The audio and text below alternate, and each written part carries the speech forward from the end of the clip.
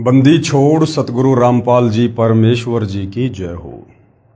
परमपिता परमात्मा सारी सृष्टि के रचनहार कुल मालिक असंख्य ब्रह्मांडों के स्वामी जगत गुरु तीनों लोकों में प्रवेश करके सबका धारण पोषण करने वाले राजाधीराज आत्माधार नाथों के नाथ देवों के देव महादेव सर्वेश्वर महेश्वर मृत्युंजय अजरो अमर आदि अनादि सनातनी प्रभु जगत पिता जगदीश्वर श्री श्री 1008 की उपाधि के वास्तविक अधिकारी अकाल मूर्त सौद स्वरूपी राम वासुदेव सर्वगतम ब्रह्म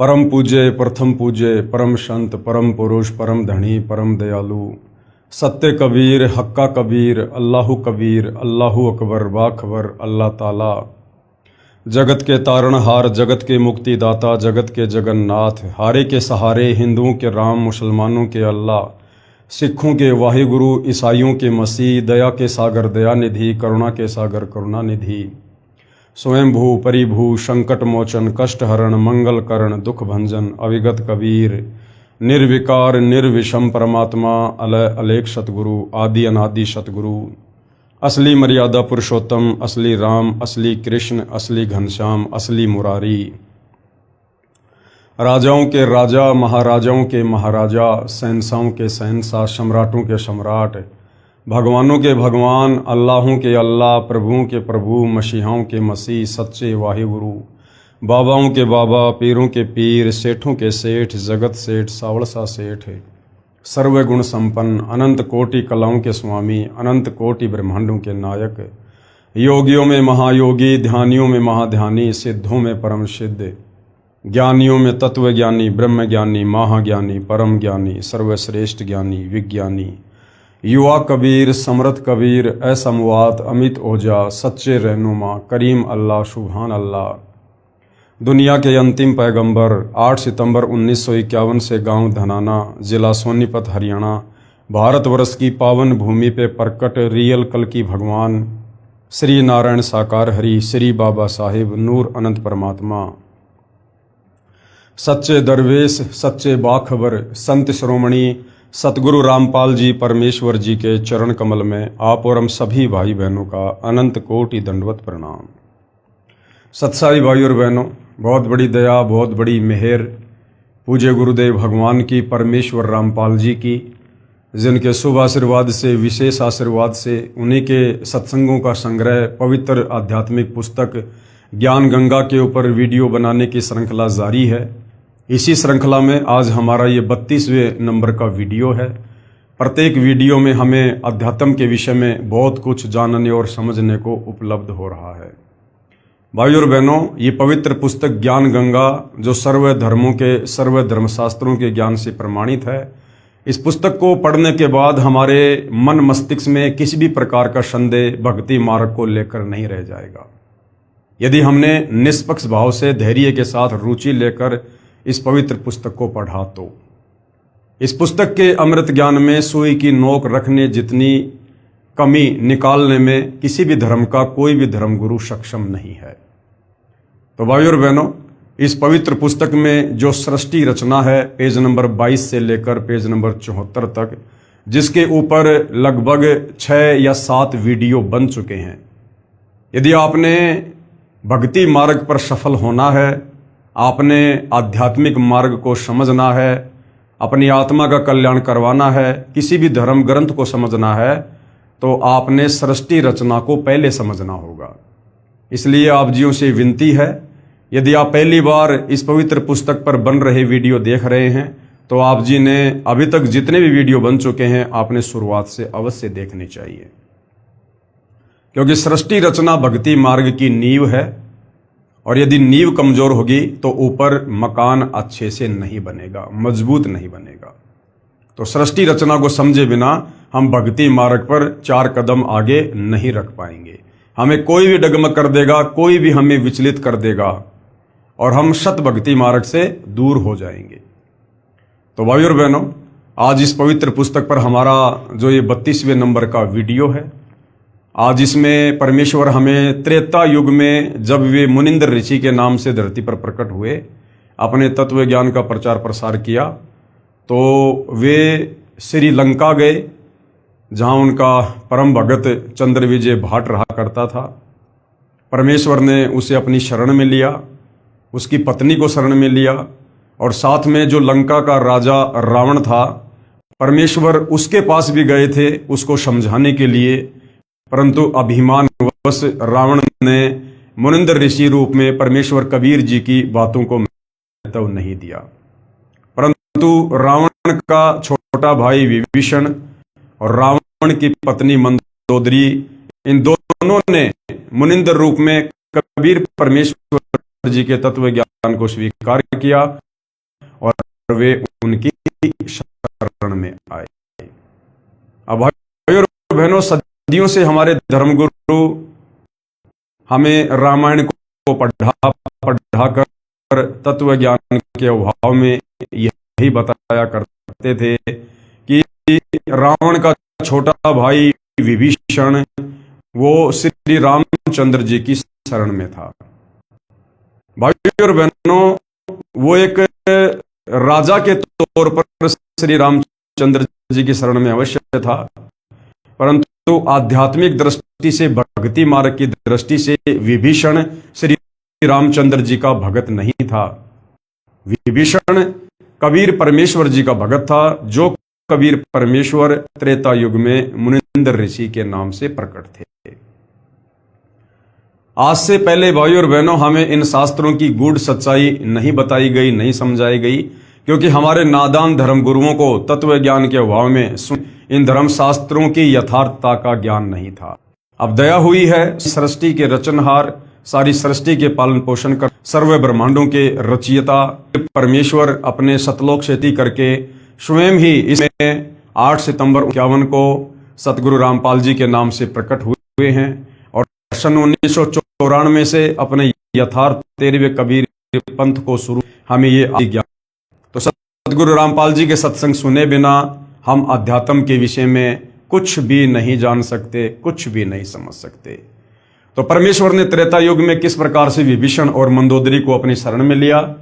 भाइयों और बहनों, ये परमेश्वर की लीला है, ये परमेश्वर की महिमा है, क्योंकि जितनी भी ये कथाएं हैं ये परमेश्वर की लीला और उनकी महिमाओं के अंतर्गत आती हैं।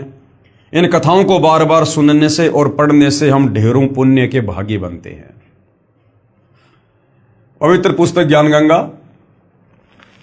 कबीर साहिब द्वारा विभीषण तथा मंदोदरी को शरण में लेना। कबीर परमेश्वर जी द्वारा विभीषण, रावण का छोटा भाई विभीषण तथा रावण की पत्नी मंदोदरी को त्रेता युग में अपनी शरण में लेना। परमेश्वर मुनिंदर अनल अर्थात नल तथा अनिल अर्थात नील को शरण में लेने के उपरांत, नल और नील ये दोनों मौसेरे भाई थे। ये दोनों 3 ताप के कष्ट से परेशान थे। इन दोनों को कबीर परमेश्वर ने त्रेता युग में अपनी शरण में लिया, उनको स्वस्थ किया। उसके बाद कबीर परमेश्वर जी श्रीलंका गए और वहां पर अपने पूर्व किसी जन्म के भगत चंद्र विजय भाट को भी शरण में लिया। परमेश्वर मुनिंदर नल तथा नील को शरण में लेने के उपरांत श्रीलंका में गए। वहां पर एक परम भगत चंद्र विजय जी का 16 सदस्यों का पुण्य परिवार रहता था। यानी युगों युगों से ये भगत आत्मा चंद्र विजय ये कबीर परमेश्वर जी की शरण में रहता हुआ आ रहा था। वह भाट जाति में उत्पन्न पुण्यकर्मी प्राणी थे। परमेश्वर मुनिंदर यानी कबीर देव जी का उपदेश सुनकर पूरे परिवार ने नामदान प्राप्त किया। परम भगत चंद्र विजय जी की पत्नी भगतमती करमवती लंका के राजा रावण की रानी मंदोदरी के पास नौकरी यानी सेवा किया करती थी। जो चंद्र विजय था वो लंकापति रावण के दरबार में उसका मनोरंजन किया करता था। उसकी महिमा में कविताएं बना बना के मेहनताना प्राप्त किया करता था। और चंद्र विजय की जो पत्नी थी करमवती, वो लंकापति रावण की पत्नी मंदोदरी को उल्टे सीधे गंदे चुटकुले सुना सुना के उसको खुश किया करती थी, उसका मनोरंजन किया करती थी और कुछ मेहनताना प्राप्त किया करती थी। रानी मंदोदरी को हंसी मजाक अच्छे मंदे चुटकुले सुनाकर उसका मनोरंजन कराया करती थी। भगत चंद्र विजय राजा रावण के पास दरबार में नौकरी सेवा करता था। राजा की बड़ाई के गाने सुनाकर प्रसन्न करता था, यानी उन राजाओं की महिमा और प्रशंसा के गीत गाया करता था। भगत चंद्र विजय की पत्नी भगतमती करमवती परमेश्वर से उपदेश प्राप्त करने के उपरांत रानी मंदोदरी को प्रभु चर्चा जो सृष्टि रचना अपने सतगुरुदेव मुनिंदर जी से सुनी थी प्रतिदिन सुनाने लगी। करमवती क्या करने लगी? वो गंदे गाने, गंदे चुटकुले, उससे तो किनारा कर लिया कि मैंने अब उपदेश ले लिया है। और जीव्या तो वाये बली जो रटे हरि को नाम, वरना काट के फेंक दो मुख में बलो ना चाम। तो करमवती अब लंकापति रावण की पत्नी मंदोदरी को गंदे चुटकुले नहीं बल्कि परमेश्वर की सत महिमा सुनाया करती थी, सृष्टि रचना बताया करती थी। और परमेश्वर ने किन किन आत्माओं को सतयुग में अपनी शरण में लिया, किस प्रकार से परमात्मा पृथ्वी पर प्रकट होते हैं, इस प्रकार परमेश्वर की महिमा सुनाने लगी। भगतमती मंदोदरी रानी को अति आनंद आने लगा, क्योंकि मंदोदरी भी पूर्व जन्म की कबीर परमेश्वर जी की भगत थी, भगत आत्मा थी। इसलिए जैसे ही करमवती के मुख से परमेश्वर की महिमा सुनने लगी, उसे भी आनंद आने लगा, क्योंकि भाई और बहनों, आत्मा की खुराक परमेश्वर की चर्चा ही है। कई कई घंटों तक प्रभु की सत्य कथा को भगतमती करमवती सुनाती रहती थी तथा मंदोदरी की आंखों से आंसू बहते रहते। एक दिन रानी मंदोदरी ने करमवती से पूछा, आपने ये ज्ञान किससे सुना? आप तो बहुत अनाप शनाप बातें किया करती थी। इतना बदलाव परमात्मा तुल्य संत बिना नहीं हो सकता। मंदोदरी ने कहा कि करमवती, तेरे अंदर इतना बदलाव ये तो यदि भगवान ही संत रूप में आए हुए हैं तो कर सकते हैं, अन्यथा तेरे में तो ये बदलाव नहीं हो सकता था। तब करमवती ने बताया कि हमने एक परम संत से अभी अभी उपदेश लिया है। रानी मंदोदरी ने संत के दर्शन की अभिलाषा व्यक्त करते हुए कहा, आपके गुरु अब की बार आए तो उन्हें हमारे घर बुला कर लाना। अपनी मालकिन का आदेश प्राप्त करके शीश झुकाकर सत्कार पूर्वक कहा कि जो आपकी आज्ञा, आपकी नौकरानी वही करेगी। मेरी एक विनती है, कहते हैं कि संत को आदेश पूर्वक नहीं बुलाना चाहिए, स्वयं जाकर दर्शन करना उचित होता है, और जैसे आपकी आज्ञा वैसा ही होगा।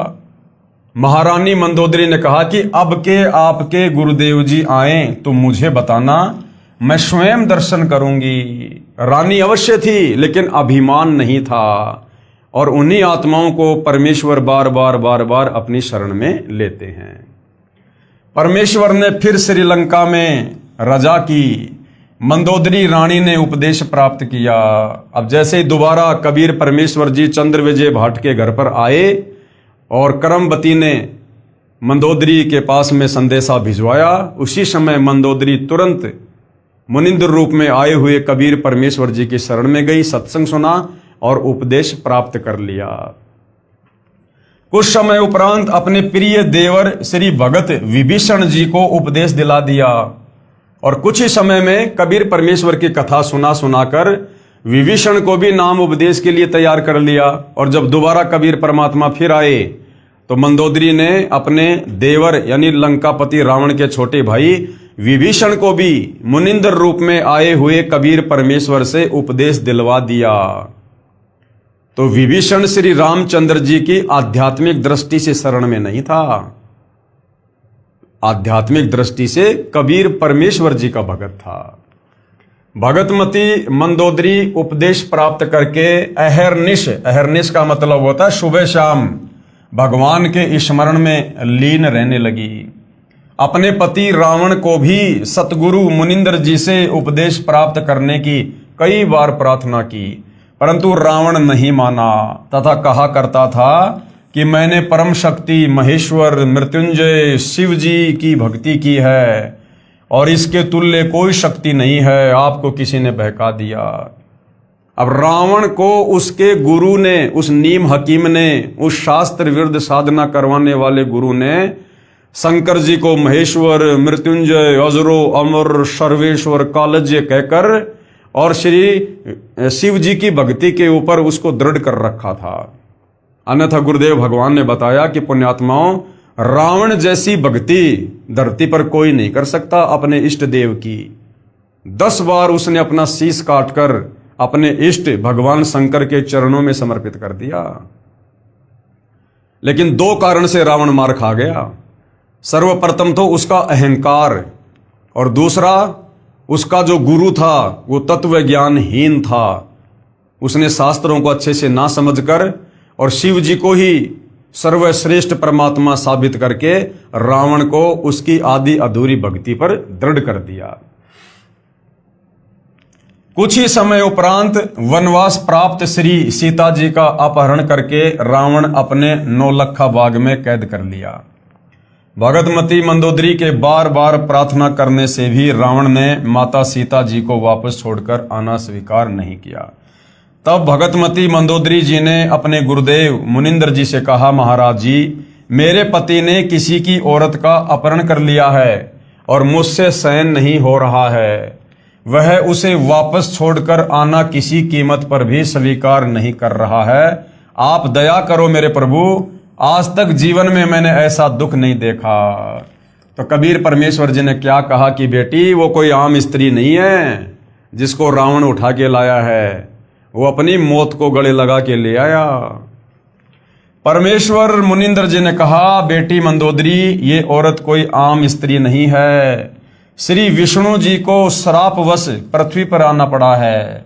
वे श्री राजा दशरथ के पुत्र रामचंद्र अयोध्यावासी हैं। इनको 14 वर्ष का वनवास प्राप्त है तथा लक्ष्मी जी स्वयं सीता रूप बनाकर इनकी पत्नी रूप में वनवास में थी।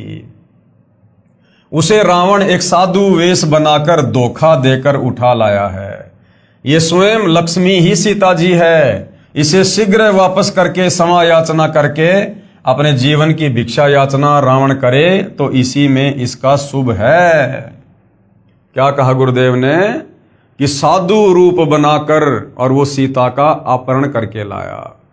अब भाई और बहनों, वैसे तो रावण के प्रारब्ध में लिखा हुआ था, लेकिन और भी बहुत सारे कारण हैं जिस कारण से रावण को इस प्रकार की कुत्ते वाली मौत प्राप्त हुई। उसका पतन हुआ, विनाश हुआ, पूरा कुल जो है वो गर्त हुआ। रावण ने साधु वेश बनाया, संत वेश बनाया और आटा मांगा सीता से। तो 2 गलतियां रावण ने और विशेष की। एक तो रावण ने संत वेश को बदनाम किया, साधु वेश को बदनाम किया, कलंकित किया। जिस संत और साधु वेश में कबीर परमात्मा धरती पर प्रकट होकर हम नादान आत्माओं को तत्व ज्ञान समझाते हैं, उस संत चोले को रावण ने बदनाम किया, जो है वो कलंकित किया। यानी संत चोले की आड़ में उसने सीता को ठगा, अपहरण किया। दूसरा दोष था रावण का कि उसने अन्न देव का अपमान किया, क्योंकि आटा मांगने के बहाने वो सीता को अपहरण करने गया था। उसने अन्न देव का भी अपमान किया।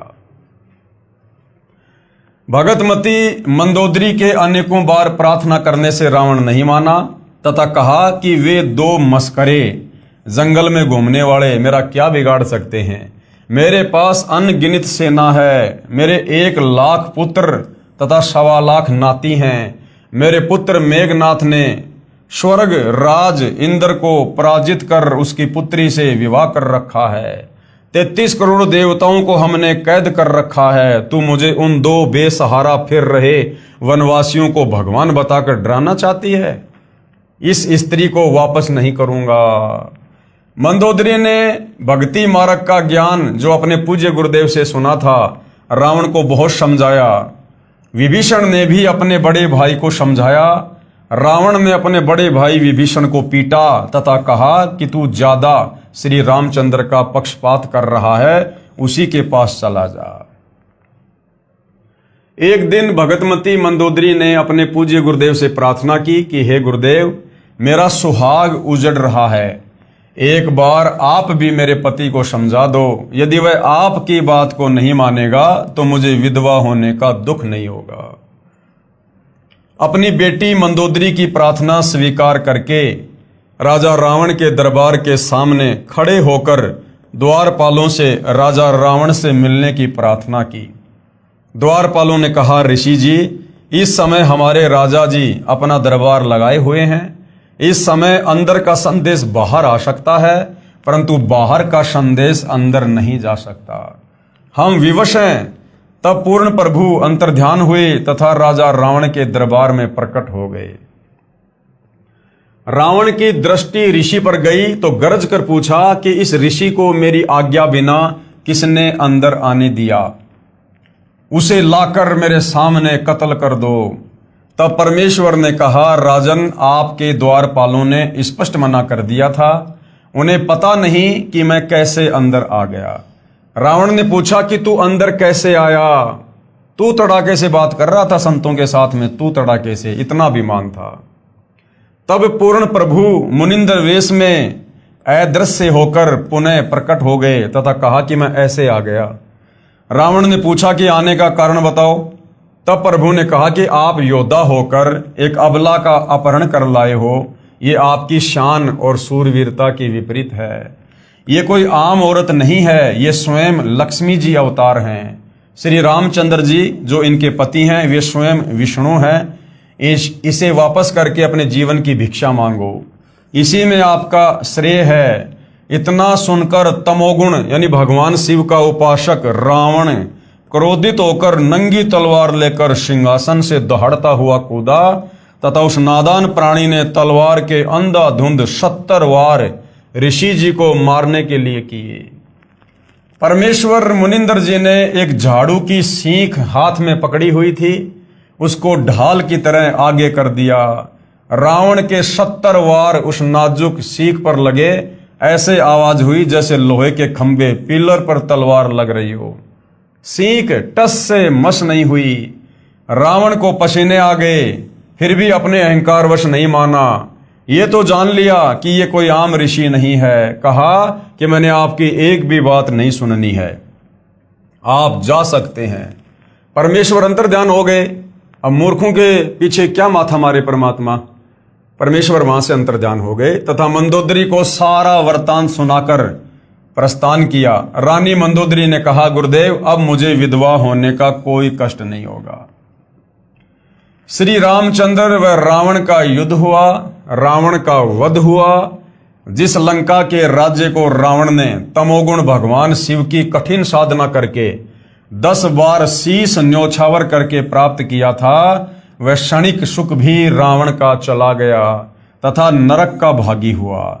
इसके विपरीत पूर्ण परमात्मा के सतनाम साधक विभीषण को बिना कठिन साधना किए पूर्ण प्रभु की कृपा से लंका देश का राज्य भी प्राप्त हुआ। हजारों वर्षों तक विभीषण ने लंका का राज्य का सुख भोगा तथा प्रभु कृपा से राज्य में पूर्ण शांति रही। सभी राक्षस वृत्ति के व्यक्ति विनाश को प्राप्त हो चुके थे और भगतमती मंदोदरी तथा भगत विभीषण तथा परम भगत चंद्रविजय जी के परिवार के पूरे 16 सदस्य तथा अन्य जिन्होंने पूर्ण परमेश्वर का उपदेश प्राप्त करके आजीवन मर्यादावत सतभक्ति की, वे सर्व साधक यहाँ पृथ्वी पर भी सुखी रहे तथा अंत समय में परमेश्वर के विमान में बैठकर सतलोक शाश्वत स्थान में चले गए। इसलिए पवित्र गीता अध्याय 7 श्लोक 12 से 15 में कहा है कि तीनों गुणों रजगुण ब्रह्मा जी, सतगुण विष्णु जी और तम गुण शिव जी की साधना यानी भक्ति से मिलने वाली क्षणिक सुविधाओं के द्वारा जिनका ज्ञान हरा जा चुका है, जैसे रावण का ज्ञान हरा जा चुका था तमोगुण शंकर की भक्ति करने से, वे राक्षस स्वभाव वाले, अब रावण राक्षस स्वभाव का व्यक्ति था और मनुष्यों में नीच एक इंसान के भी उसमें गुण नहीं थे और दुष्कर्म करने वाले, सीता जी को अपहरण करके लाया था दुष्कर्म करने की नीयत से। और मूर्ख ये काल भगवान कह रहा है कि मेरी भी भक्ति नहीं करते, मुझको भी नहीं बसते। यानी ये काल कह रहा है गीता अध्याय 7 श्लोक 12 में कि इन तीनों गुणों रजगुण ब्रह्मा, सतगुण विष्णु, तमगुण शंकर की भक्ति करने वालों की बुद्धि हरी जा चुकी है, इनका ज्ञान हरा जा चुका है और ये राक्षस स्वभाव को धारण किए हुए मनुष्यों में नीच दूषित कर्म करने वाले मूर्ख हैं, जो इन शास्त्रों का निष्कर्ष निकालकर मुझ काल ब्रह्म की ओम नाम की साधना भी नहीं करते। फिर गीता अध्याय 7 श्लोक नंबर 18 में गीता बोलने वाला ये काल ब्रह्म कह रहा है कि कोई एक अच्छी आत्मा मेरी यानी ब्रह्म की काल की ही साधना करता है। लाखों में कोई एकाध है जो इन वेदों का निष्कर्ष निकालकर मुझ काल की साधना करता है, ओम नाम की साधना करता है, क्योंकि उनको तत्वदर्शी संत नहीं मिला। वे भी नेक आत्माएं मेरी अनुतमाम यानी घटिया अति अश्रेष्ठ मुक्ति की स्थिति में आश्रित रह गए। लाखों में कोई एक आध अच्छी आत्मा जिसने वेदों को पढ़ा और तत्वदर्शी संत के तत्व ज्ञान के अभाव में उसने ओम नाम को सिलेक्ट कर लिया और ओम नाम को पूर्ण ब्रह्म परमेश्वर का मंत्र जानकर उसने जी जान लगाकर साधना की। लेकिन ओम नाम तो इस काल का है जो वेद और गीता में है, और अंत में वो आत्मा भी जन्म और मरण में काल कह रहा है कि वो मेरी अनुतमाम यानी घटिया साधना में ही लगा रहता है, क्योंकि उसे पता नहीं कि ये ओम नाम इस काल का है, ना कि पूर्ण परमात्मा का। वे भी पूर्ण मुक्त नहीं है। इसलिए पवित्र गीता अध्याय 18 श्लोक 62 में कहा है कि हे अर्जुन, तू सर्व भाव से यानी और सब की पूजा छोड़ दे, मेरी भी छोड़ दे, और उस परमेश्वर यानी पूर्ण परमात्मा तत् ब्रह्म की शरण में जा। उसकी कृपा से ही तू परम शांति तथा सतलोक अर्थात सनातन परम धाम को प्राप्त होगा, और तुझे उस परमेश्वर तत् ब्रह्म पूर्ण ब्रह्म परमेश्वर की साधना कौन बताएगा? गीता अध्याय 4 श्लोक 34 में वर्णित तत्वदर्शी संत। तो भाइयों और बहनों, आज वो तत्वदर्शी संत धरती पर सतगुरु रामपाल जी के रूप में प्रकट हैं। स्वयं कबीर भगवान ही तत्वदर्शी संत की भूमिका करते हैं। इससे बड़ा सौभाग्य पृथ्वीवासियों का और नहीं हो सकता। इसलिए पुण्यात्माओं से निवेदन है कि आज इस दासन के भी दास के पास यानी सतगुरु रामपाल जी अपने विषय में कह रहे हैं कि पूर्ण परमात्मा प्राप्ति की वास्तविक विधि प्राप्त है, निःशुल्क उपदेश लेकर लाभ उठाइए। उसके बाद भाइयों और बहनों, द्वापर युग में फिर वही कबीर परमात्मा एक पूरा जीवन शिशु रूप में धरती पर प्रकट होकर और अपनी आत्माओं तक तत्व ज्ञान पहुंचाने का जीते हैं लीलामय तरीके से।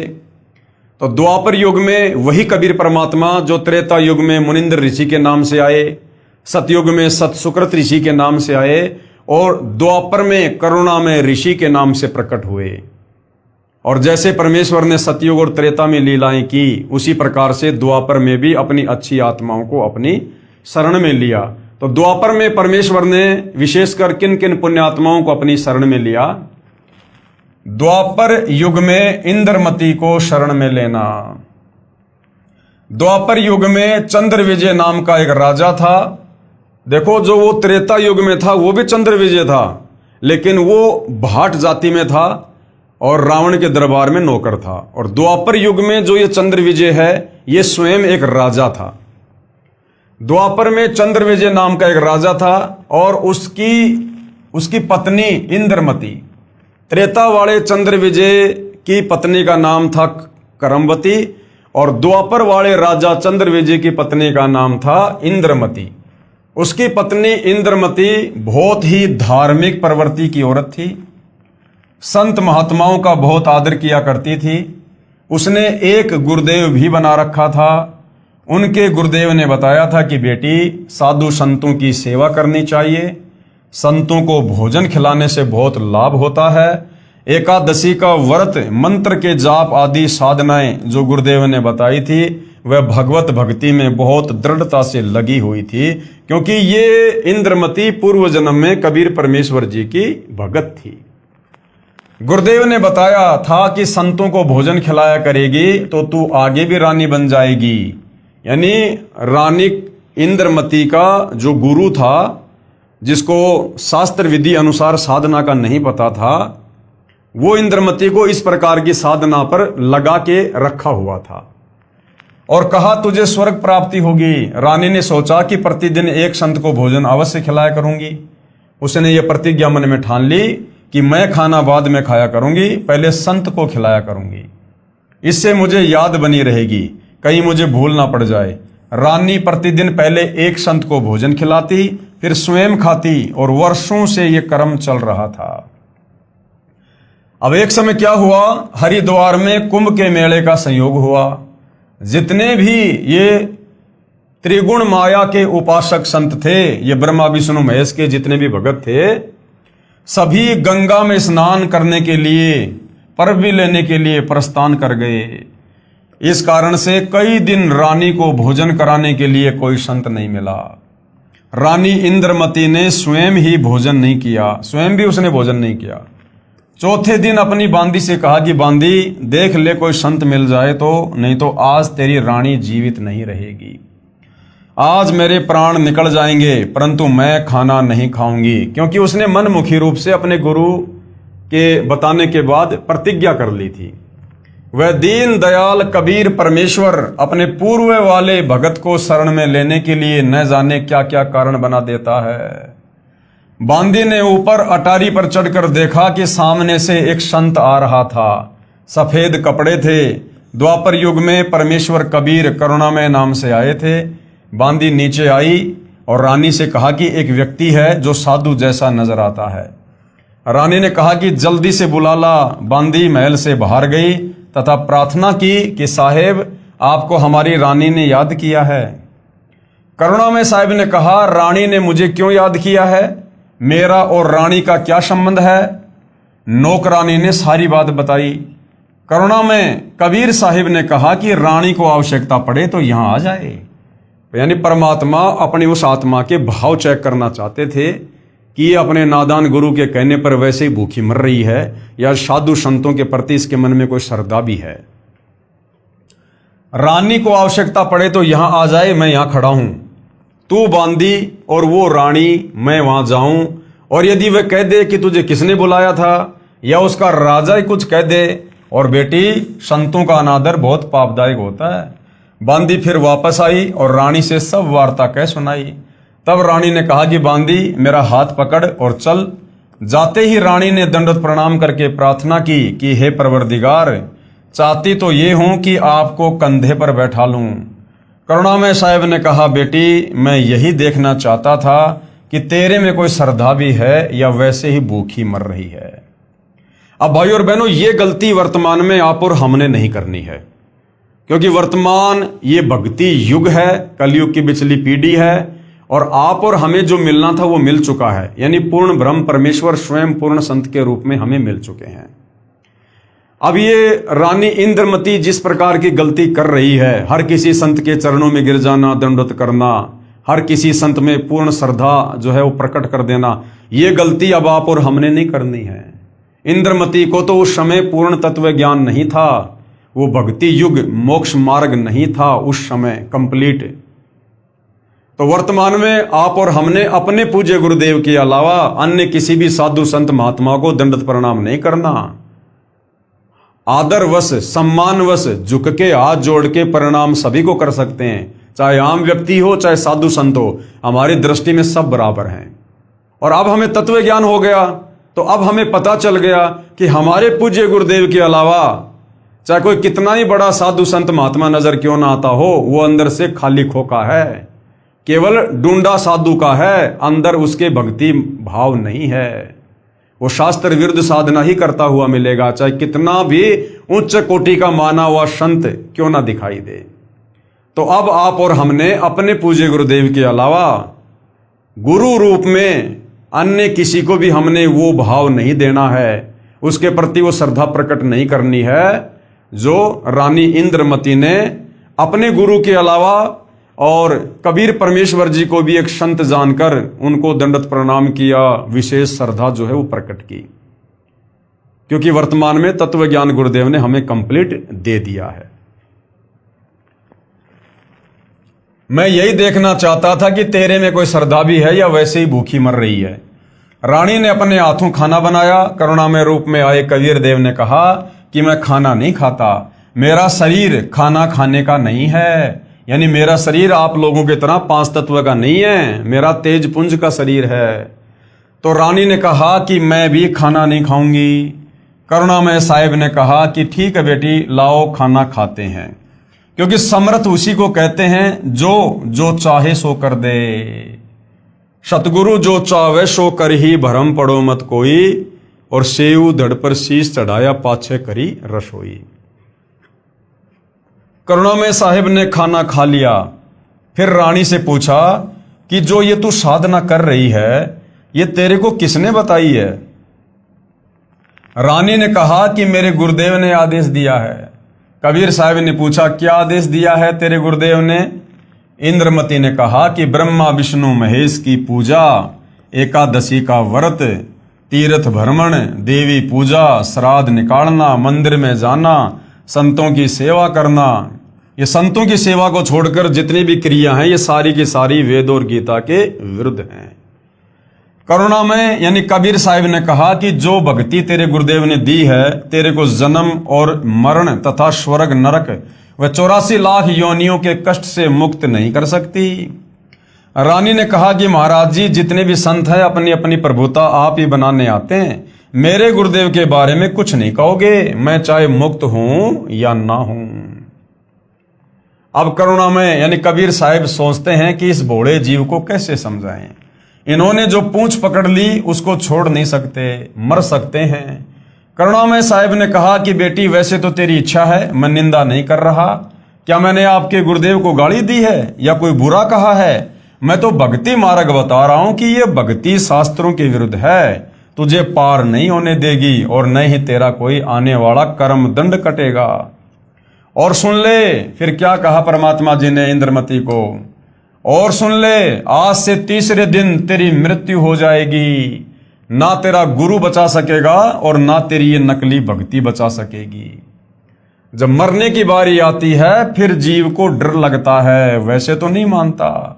अब रानी ने सोचा कि संत झूठ नहीं बोलते, कहीं ऐसा ना हो कि मैं परसों ही मर जाऊं। इस डर से करुणामय साहिब से पूछा कि साहिब क्या मेरी जान बच सकती है? कबीर साहिब जो करुणामय ऋषि के रूप में थे उन्होंने कहा कि बच सकती है, अगर तू मेरे से उपदेश लेगी, मेरी शिष्या बनेगी और पिछली पूजाएं त्यागेगी। यानी तेरे पिछले गुरु ने तेरे को जो भी पूजा पाठ भक्ति जंत्र मंत्र व्रत बताए हैं तो उन्हें सबको त्यागना पड़ेगा। जैसा तुझे मैं कहूंगा वैसे ही भक्ति करनी पड़ेगी, तो तेरी जान बच सकती है। इंद्रमती ने कहा मैंने सुना है कि गुरुदेव नहीं बदलना चाहिए, पाप लगता है। कबीर साहिब यानी करुणामय जी ने कहा नहीं पुत्री, ये भी तेरा भ्रम है। एक डॉक्टर से दवाई ना लगे तो क्या दूसरे से नहीं लेंगे? एक 5वीं कक्षा का अध्यापक होता है, फिर एक उच्च कक्षा का अध्यापक होता है। बेटी अगली कक्षा में जाना होगा, क्या सारी उम्र 5वीं कक्षा में ही लगी रहेगी? इसको छोड़ना पड़ेगा। तू अब आगे की पढ़ाई पढ़, मैं पढ़ाने आया हूं। वैसे तो नहीं मानती, परंतु मृत्यु दिखने लगी कि संत कह रहा है तो सही बात हो, कहीं बात बिगड़ ना जाए। ऐसा विचार करके इंद्रमती ने कहा कि जैसे आप कहोगे मैं वैसे ही करूंगी। करुणा में यानी कबीर साहिब ने उपदेश दिया और कहा कि तीसरे दिन मेरे रूप में काल आएगा, तू उससे बोलना मत। जो मैंने नाम दिया है 2 मिनट तक इसका जाप करना, 2 मिनट के बाद उसको देखना है, उसके बाद सत्कार करना। वैसे तो गुरुदेव आए तो अति शीघ्र चरणों में गिर जाना चाहिए, ये मेरा केवल इस बार आदेश है। रानी ने कहा ठीक है। अब भाई और बहनों एक सत्संग में गुरुदेव ने बताया कि काल का जो काम है वो है त्रिकुटी पर। इस पृथ्वी पर काल नहीं आता है, यहां तो उसके छोटी मोटी शक्तियां ये ब्रह्मा विष्णु महेश भैरव भूत बेताल यही काफी हैं। काल का असली बखेड़ा शुरू होता है त्रिकुटी पर। जब हम शरीर छोड़कर त्रिकुटी पर जाएंगे उस समय काल अपना दाव लगाएगा हमें डगमग करने के लिए, विचलित करने के लिए। तो यहां पर गुरुदेव ने कहा ना कि परसों मेरे रूप में यानी तेरे गुरु के रूप में काल आएगा। तो कबीर परमेश्वर की स्वयं की ही लीला थी, ये काल नहीं आया। कबीर परमात्मा ने स्वयं ही काल का रूप धारण किया और इंद्रमती के पास में आया। इसका रीजन आपको आगे पता चलेगा। अगर परमात्मा इस प्रकार का झटका ना देते तो इंद्रमती को ये वहम हो जाता कि मेरी कोई मृत्यु नहीं होनी थी तीसरे दिन, और धन के चक्कर में, पैसे के चक्कर में, क्योंकि मैं रानी हूं ना, इसलिए मेरे को इस महाराज जी ने, करुणामय जी ने मूर्ख बना दिया। मेरी कोई मृत्यु नहीं होनी थी। इसलिए परमेश्वर ने उस आत्मा को दृढ़ करने के लिए काल के रूप में आकर झटका देना था। अब रानी को तो चिंता बनी हुई थी, श्रद्धा से जाप कर रही थी। कबीर साहिब करुणामय साहिब का रूप बनाकर गुरुदेव रूप में काल आया। आवाज लगाई, इंद्रमती इंद्रमती। अब उसको तो पहले ही डर था, सुमरण करती रही थी, काल की तरफ नहीं देखा। 2 मिनट के बाद जब देखा तो काल का स्वरूप बदल गया। काल का ज्यों का त्यों चेहरा दिखाई देने लगा। कर्णों में साहिब का स्वरूप नहीं रहा। जब काल ने देखा कि तेरा तो स्वरूप ही बदल गया, वो जान गया कि इसके पास कोई शक्ति युक्त मंत्र है। ये कहकर चला गया कि तुझे फिर देखूंगा, अब तो बच गई। रानी बहुत खुश हुई, फूली नहीं समाई। कभी अपनी बांदियों को कहने लगी कि मेरी मृत्यु होनी थी, मेरे गुरुदेव ने मुझे बचा लिया। राजा के पास गई तथा कहा कि आज मेरी मृत्यु होनी थी, मेरे गुरुदेव ने रक्षा कर दी, मुझे लेने के लिए काल आया था। अब राजा कहाँ इन बातों पर इतना ज्यादा गौर करे। राजा ने कहा कि तू ऐसे ड्रामे करती रहती है, काल आता तो क्या तुझे छोड़ जाता। ये सब संत बहका देते हैं। अब इस बात को वह कैसे माने। खुशी खुशी में रानी लेट गई। कुछ देर के बाद सरप बनकर काल फिर आया और रानी को डस लिया। जो ही सरप ने डसा, रानी को पता चल गया। रानी जोर जोर से चिल्लाई, मुझे सांप ने डस लिया। नौकर भागे। देखते ही देखते एक मोरी, पानी निकालने का छोटा छिद्र, उसमें से वह सरप निकल गया। अपने गुरुदेव को पुकार कर रानी बेहोश हो गई। करुणा में यानी कबीर साहिब वहां प्रकट हो गए। लोगों को दिखाने के लिए मंत्र बोला। वे तो बिना मंत्र भी जीवित कर सकते हैं, किसी जंत्र मंत्र की आवश्यकता नहीं। इंद्रमती को जीवित कर दिया। रानी ने बड़ा शुक्र मनाया कि हे बंदी छोड़, यदि आज आपकी शरण में नहीं होती तो मेरी मृत्यु हो जाती। साहिब ने कहा कि इंद्रमती, इस काल को तो मैं तेरे घर में भी घुसने नहीं देता, तेरे पर यह हमला भी नहीं कर सकता, परंतु तुझे विश्वास नहीं होता और तू ये सोचती कि मेरे ऊपर कोई आपत्ति नहीं आनी थी। गुरुजी ने मुझे बहका कर नाम दे दिया, इसलिए तेरे को थोड़ा सा झटका दिखाया है, नहीं तो बेटी तेरे को विश्वास नहीं होता। क्या कह रहे हैं परमात्मा, इसलिए तेरे को थोड़ा सा झटका दिखाया है। यानी अपनी तरफ से कबीर परमात्मा ने काल का रूप बनाकर, वो सरप का रूप बनाकर, ये सारा का सारा झटका इंद्रमती को दृढ़ करने के लिए परमात्मा ने स्वयं ही दिया। और परमात्मा कहते हैं, धर्मदास यहां घना अंधेरा और बिन परचे जीव जम का चेहरा। कि धर्मदास, इस काल के लोक में बहुत ज्यादा अज्ञान रूपी अंधेरा है। बिन परचे जीव जम का चेहरा, जब तक इस प्राणी को कोई छोटा मोटा चमत्कार ना दिखाया जाए तब तक ये काल का चेला बना रहता है, बात नहीं मानता संतों की। कबीर साहेब अर्थात करुणामय जी ने कहा कि अब जब मैं चाहूंगा तब तेरी मृत्यु होगी। गरीबदास जी कहते हैं, गरीब काल डरे करतार से। ये जो 21 ब्रह्मांड का स्वामी, ब्रह्मा विष्णु महेश का पिता, कहते हैं ये भी कबीर परमात्मा जी से डरता है। और जय जय जय जगदीश। और जोरा जोड़ी झाड़ती, जोरा यानी मौत, मौत उस कबीर परमेश्वर के दरबार में उस कबीर परमेश्वर की जूतियां झाड़ती है। और पग रज डारे शीस, और जो धूल है कबीर परमेश्वर के जूतियों की, उनके चरणों की, ये मौत अपने शीश पर डालती है। यानी ये दोनों, ये काल और मौत, ये कबीर परमेश्वर जी के नौकर हैं, नौकर। ये काल कबीर भगवान यानी कबीर परमेश्वर जी से डरता है और ये मौत कबीर साहिब के जूते झाड़ती है, अर्थात नौकर तुल्य है। फिर उस धूल को अपने सिर पर लगाती है कि आप जिसको मारने का आदेश दोगे उसी के पास जाऊंगी, नहीं मैं नहीं जाऊंगी। गरीब काल जो पीसे पीसना और जोरा है पणिहार, और ये 2 असल मजदूर हैं मेरे साहिब के दरबार। ये काल जो यहाँ 21 ब्रह्मांड का भगवान यानी ब्रह्म है, जो ब्रह्मा विष्णु महेश का पिता है, ये तो मेरे कबीर साहिब का आटा पीसता है, अर्थात पक्का नौकर है। और जोरा यानी मौत मेरे कबीर साहिब का पानी भरती है, अर्थात एक विशेष नौकरानी है। ये 2 असल मजूर यानी मजदूर मेरे साहिब के दरबार में हैं। कुछ दिनों के बाद साहिब फिर आए, रानी इंद्रमती को शतनाम प्रदान किया। अब उसके बाद क्या होता है, फिर कुछ समय के उपरांत करुणामय साहिब ने रानी इंद्रमती की अति श्रद्धा देखकर सारनाम दे दिया और शब्द की उपलब्धि भी करवा दी। जब साहिब जाते रहते थे तो इंद्रमती प्रार्थना किया करती थी कि मेरे पति राजा को समझाओ मालिक, ये भी मान जाए, आपके चरणों में आ जाए तो मेरा जीवन सफल हो जाए। चंद्र विजय ने कबीर साहिब से प्रार्थना की कि चंद्र विजय आप भी नाम ले लो। ये 2 दिन का राज और ठाट है, फिर 84 लाख योनियों में प्राणी चला जाएगा। चंद्रविजय ने कहा कि भगवान मैं तो नाम लूं नहीं और आपकी शिष्या को मना करूं नहीं, चाहे सारे खजाने को ही दान करो, चाहे किसी प्रकार का सत्संग करवाओ, मैं मना नहीं करूंगा।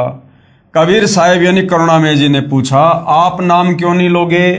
चंद्रविजय राजा ने कहा कि मैंने तो बड़े बड़े राजाओं की पार्टियों में जाना पड़ता है। तो करुणामय यानी कबीर साहब जी ने कहा कि पार्टियों में जाने में नाम का क्या वादा करेगा? सभा में जाओ, वहां काजू खाओ, दूध पी लो, शरबत जूस पी लो, शराब मत प्रयोग करो, शराब पीना महापाप है। परंतु राजा नहीं माना।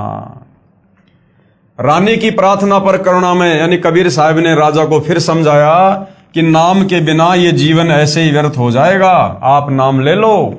राजा ने फिर कहा कि गुरुजी मुझे नाम के लिए मत कहना, आपकी शिष्या को मैं मना नहीं करूंगा, चाहे कितना ही दान करे, कितना ही सत्संग करवाए। साहिब ने कहा कि बेटी इस 2 दिन के सुख को देखकर इसकी बुद्धि भ्रष्ट हो चुकी है, तू प्रभु के चरणों में लगी रह, अपना आत्म कल्याण करवा। या कोई किसी का पति नहीं, कोई किसी की पत्नी नहीं, 2 दिन का संबंध है, अपना कर्म बना बेटी। जब इंद्रमती 80 वर्ष की बुढ़िया हो जाती है, कहाँ 40 साल की उम्र में मर जाना था, जब शरीर भी हिलने लगा तब करुणामय साहेब बोले अब बोल इंद्रमती क्या चाहती है? चलना चाहती है सतलोक? इंद्रमती ने कहा कि साहिब मैं तैयार हूं, बिल्कुल तैयार हूं दाता। करुणामय साहिब ने कहा कि तेरी पोते या पोती में कोई ममता तो नहीं है? रानी ने कहा बिल्कुल नहीं साहिब, आपने ज्ञान ही ऐसा निर्मल दे दिया, इस गंदे लोक की क्या इच्छा करूं? कबीर साहिब यानी करुणामय जी ने कहा कि चल बेटी। रानी प्राण त्याग गई। साहिब कबीर यानी करुणामय जी रानी इंद्रमती की आत्मा को ऊपर ले गए और इसी ब्रह्मांड में एक मानसरोवर है, यानी काल के इसी एक ब्रह्मांड में जो इसने सृष्टि चला रखी है, इसी ब्रह्मांड में एक मानसरोवर है। उस मानसरोवर पर जाकर इस आत्मा को स्नान कराना होता है, यानी आत्मा के कुछ और आवरण होते हैं जो वहां परमात्मा उतारते हैं। इस प्राणी को वहां साहिब कुछ समय तक रखते हैं। अब पूछते हैं कि अब फिर बता दे कि तेरी कुछ इच्छा हो तो दोबारा जन्म लेना पड़ेगा। यदि मन में इच्छा रह गई तो सतलोक नहीं जा सकती। इंद्रमती ने कहा साहिब आप तो अंतर्यामी हो, कोई इच्छा नहीं है, आपके चरणों की इच्छा है, लेकिन एक मन में शंका बनी हुई है। अब भाई और बहनों हम आत्माएं ऐसे मार खाते हैं। इंद्रमती ने कहा कि एक मन में शंका बनी हुई है कि मेरा जो पति था उसने मुझे किसी भी धार्मिक कर्म में कभी मना नहीं किया, नहीं तो आजकल के पति अपनी पत्नियों को बाधा कर देते हैं। यदि वह मुझे मना कर देता तो मैं आपके चरणों में नहीं लग पाती, मेरा कल्याण नहीं होता। अब ये भी हमारी कमजोरी होती है भाई और बहनों कि अगर मेरा पति नहीं मानता, मेरे सास ससुर नहीं मानते या मेरी पत्नी नहीं मानती तो मैं भक्ति नहीं कर पाती, भक्ति नहीं कर पाता, मेरा कल्याण नहीं हो पाता। अब भाई और बहनों परमात्मा ने जिस आत्मा से भक्ति करवानी होती है और उस भक्ति मार्ग में जो बाधा होती हैं, उन बाधाओं को कबीर परमात्मा ही सेटल करते हैं। और हम जीव उस कबीर परमेश्वर की महिमा को ना जानकर हम उस व्यक्ति विशेष को महत्व दे देते हैं कि मेरा पति अच्छा है, मेरी पत्नी अच्छी है, मुझे बाधा नहीं करती, मुझे बाधा नहीं करता। अरे भैया वो जीव है, वो कब काल प्रेरित हो जाए कोई भरोसा नहीं है। अगर उसको सेट कर रखा है तो ये गुरुदेव भगवान की मर्जी है, ये उनकी इच्छा है। तो हमने हर स्थिति में हर परिस्थिति के लिए अपने गुरुदेव भगवान का ही धन्यवाद करना चाहिए। उसका इस शुभ कर्म में सहयोग का कुछ लाभ मिलता हो तो कभी उस पर भी दया करना दाता। अब साहिब ने देखा कि ये नादान इसके पीछे फिर लटक गई। साहिब बोले ठीक है बेटी, अभी तू 2-4 वर्ष यहां रह। शरीर छोड़ दिया, घर बार छोड़ दिया, मृत्यु हो गई, शरीर को पीछे से फूंक दिया। लेकिन परमात्मा कहते जब हम इस स्थूल शरीर को छोड़ते हैं तो हमारा जो सूक्ष्म शरीर होता है, उस सूक्ष्म शरीर में हमारे ज्यों के त्यों विचार, हमारा स्वभाव बना रहता है। तो भाई और बहनों आप और हमने अपने सूक्ष्म शरीर को तैयार करना है रिहर्सल करके, और ये जो घटनाएं, ये जो लीलाएं, ये जो कथाएं गुरुदेव हमें सुना रहे हैं, ये इसलिए सुना रहे हैं कि पुण्यात्माओं, अब वो कंप्लीट मोक्ष का समय आ चुका है।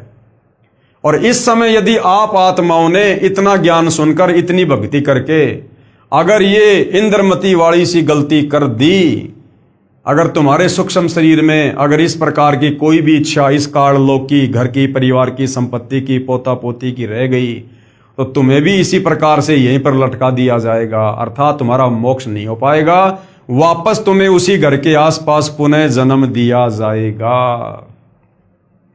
तो ये कुछ कमियां हैं जो कथाओं के माध्यम से गुरुदेव भगवान हमें समझा रहे हैं। अब 2 वर्ष के बाद राजा भी मरने लगा, क्योंकि नाम ले नहीं रखा था। यम के दूत आए, राजा चौक में चक्कर खाकर गिर गया। यम के दूतों ने उसकी गर्दन को दबाया, राजा की टट्टी और पेशाब निकल गया। करुणा में यानी कबीर साहब ने रानी को कहा कि देख तेरे राजा की क्या हालत हो रही है। अब ये भी रानी इंद्रमती की फिर से एक परीक्षा थी कि उस मानसरोवर पर जो वो बैठी हुई थी, बैठने का मतलब ये नहीं कि वो अकेली बैठी हुई थी, वहां भी परमेश्वर ने पूरी दुनिया बसा रखी है और बहुत सारी लाखों करोड़ों में आत्माएं वहां पर बैठी हुई होती हैं, परमेश्वर के दरबार में खाती हैं, पीती हैं, अपनी भक्ति करती हैं वहां पर। तो वहां से इंद्रमती को कबीर भगवान ने दिखाया कि देख तेरे राजा की क्या हालत हो रही है। परमात्मा ने उसको दिव्य दृष्टि दे दी और रानी देख रही है कि यम के दूत तेरे राजा का गला दबा दबा के उसके प्राण शरीर से निकाल रहे हैं और राजा बेहोश होकर जमीन पे पड़ा, टट्टी पेशाब निकल रही है। परमात्मा चेक करना चाह रहे थे कि अब 2 साल के बाद भी इस बेटी के मन में अपने उस राजा के प्रति, अपने पति के प्रति कोई मोह ममता, कोई भाव है क्या। तो परमात्मा ने देखा कि ज्यों का त्यों है। रानी द्रवित हो गई और कहने लगी, हे भगवान देख लो, अगर इस शुभ कर्म में किया गया उसका कोई सहयोग हो तो परमात्मा देख लो, उस पर भी रजा कर दो। वहां से साहिब दिखा रहे हैं। तब रानी ने कहा कि देख लो दाता, यदि उसका भक्ति में सहयोग का कोई फल बनता हो तो दया कर लो। रानी को फिर भी थोड़ी सी ममता बनी थी। साहिब कबीर यानी करुणामय ने सोचा कि ये फिर कालजाल में फंसेगी। ये सोचकर मानसरोवर से वहां गए जहां राजा चंद्र विजय अपने महल में अचेत पड़ा था। यमदूत उसके प्राण निकाल रहे थे। कबीर साहिब के आते ही यमदूत ऐसे आकाश में उड़ गए जैसे मुर्दे से गिद्ध उड़ जाते हैं। चंद्र विजय होश में आ गया। सामने करुणामय साहिब खड़े थे, केवल चंद्र विजय को दिखाई दे रहे थे, किसी अन्य को दिखाई नहीं दे रहे थे। चंद्र विजय चरणों में गिरकर याचना करने लगा, मुझे क्षमा कर दो दाता। और जब दाता समझाया करता था उस समय तो अपने आप में फन्ने खां बन रहा था कि मैं नहीं करता भक्ति, मुझे तो पार्टियों में जाना पड़ता है, अपनी रानी से भक्ति करवाओ। और जब यम के दूतों ने घेर लिया, प्राण निकालने लगे, मारने लगे, और जब वहां पर कबीर परमात्मा जी प्रकट हुए तो चंद्र विजय चरणों में गिरकर याचना करने लगा, मुझे क्षमा कर दो दाता, मेरी जान बचाओ। क्योंकि अब उसने देखा कि तेरी जान जाने वाली है। आसपास में सैनिक खड़े थे, बॉडीगार्ड खड़े थे, कोई कुछ नहीं कर पा रहा था, क्योंकि यम के दूत औरों को दिखाई नहीं देते, जब प्राण निकालने आते हैं उसी को दिखाई देते हैं। जब इस जीव की आंख खुलती है कि ये तो बात बिगड़ गई, उस समय जीव चेतता है, मुझे क्षमा कर दो दाता, मेरी जान बचा लो मालिक। कबीर साहिब ने कहा, राजा आज भी वही बात है, उस दिन भी वही बात थी, नाम लेना होगा। राजा ने कहा, मैं नाम ले लूंगा जी, अभी ले लूंगा नाम। कबीर साहिब ने नाम उपदेश दिया तथा कहा कि अब मैं तुझे 2 वर्ष की उम्र दूंगा, यदि इसमें एक श्वास भी खाली चला गया तो फिर कर्मदंड रह जाएगा। कबीर जीवन तो थोड़ा ही भला, जय सत सुमरण हो, लाख बरस का जीव ना लेखे रहने को। इस काल के लोक से निकलना है तो लंबी उम्र की परमात्मा से उम्मीद मत करना। अब भाई और बहनों विचार करो, आप और हमने इस बहम में नहीं रहना है कि भाई इस कलयुग में 100 साल की उम्र होती है और मैं तो भगत हूं, मैंने तो उल्टा सीधा खाना पीना सब छोड़ दिया, मैं तो 100 साल तक आराम से जिंदा रहूंगा, स्वस्थ रहूंगा। आप और हमने तो यहां से बाहर निकलने का जल्द से जल्द प्रयास करना है। उम्र नहीं देखनी कि अभी तो मेरी 40 साल उम्र है, अभी तो मेरी 50 साल उम्र है। अरे बूढ़ा होके मरना कोई जरूरी थोड़ी होता है, जरूरी थोड़ी कि बुढ़ापे में मोक्ष होगा। अगर आपकी सच्ची नीयत, सच्ची लगन है और सतलोक जानने की तड़फ है, तो परमात्मा फिर उम्र नहीं देखता है। कोई भी बहाना बनाकर परमात्मा भगत की सहज में मृत्यु कर देगा। सहज मृत्यु, अकाल मृत्यु नहीं, सहज मृत्यु। प्राण छुड़वा देगा परमात्मा, भगत को पता भी नहीं चलेगा और सतलोक ले जाएगा। जीवन तो थोड़ा ही भला जय सत सुमरण होए। अगर सच्ची नीयत से अगर थोड़ी भी भक्ति कर ली तो परमात्मा मोक्ष कर देता आत्मा का। और बाकी भाई और बहनों चाहे जीते रहो। अब एक बात बताओ, आप और हमारा ये ज्ञान होने के बाद अब आप और हमारा यहां पर जीने का क्या मकसद है? ना हमने कोई बिजनेस खड़ा करना जिसके लिए हम जी रहे हैं, ना हमने यहां पर कोई काम धंधे को आगे बढ़ाना, ना हमने कोई रिश्तेदारियों से प्यार और ये भाईचारा बढ़ाना। हमने करना क्या है? हमें परमात्मा ने अंत दिखा दिया, भविष्य दिखा दिया कि बिना भक्ति के आगे अंधकार ही अंधकार है और यहां से निकल लोगे तो फायदा है, नहीं तो ये काल का लोक है। अगर किसी भी पॉइंट पे फिसल गए तो फिर से जन्म मरण। तो आप और हमारा भाई और बहनों, चाहे हम 10 साल जिए चाहे 100 साल जिए, हमारा मकसद क्या है? जब तक हम जी रहे हैं तब तक हमारा मकसद ये कि भक्ति ज्यादा से ज्यादा करके भक्ति धन इकट्ठा करें और हम सतलोक चलें। और दूसरा तो भगत का कोई मकसद यहां इस काल के लोक में जीने का हो ही नहीं सकता कि भाई 2 साल बाद मेरे पोता होगा, मैं पोते का मुंह देखूंगा। अगर इस प्रकार की भी मन में कोई इच्छा है तो वो भगत नहीं है। बड़ा मकान बनाने की, बड़ी कार कोठी लाने की इच्छा है, वो भगत नहीं है। इच्छा तो हमने यहां पर किसी चीज की करनी ही नहीं है कि 2 साल बाद इतने पैसे हो जाएंगे, फिर मकान बनाऊंगा, गाड़ी लाऊंगा। अगर 2 साल के बीच में मृत्यु हो गई तो हमारी इच्छा क्या थी? बड़ा मकान बनाने की, बड़ी गाड़ी लाने की, बच्चे की शादी करने की, पोते का मुंह देखने की। अगर उस काम के कंप्लीट होने से पहले जो हमने मन में इच्छा कर रखी थी, अगर उससे पहले हमारी मृत्यु हो गई तो हमारा मोक्ष नहीं होगा, क्योंकि अभी हमारी काल लोक में कुछ करने की, कुछ प्राप्त करने की इच्छा शेष है। इसलिए परमात्मा कहते हैं, चिंता तो हरि नाम की और न चिंता दास। और कोई योजना मत बनाओ, भगत कोई योजना ना बनाए किसी भी प्रकार की। सुबह रोटी मिल गई, शाम की रोटी की उम्मीद भी मत करना, ना जाने कब यहां से चलना हो जाए। और अगर आगे की कोई प्लानिंग, कोई योजना, कोई इच्छा मन में है तो अंतर्यामी परमात्मा नहीं लेके जाएगा, यहीं पे रहना पड़ेगा। उस इच्छा को पूरा करवाएगा पहले परमात्मा।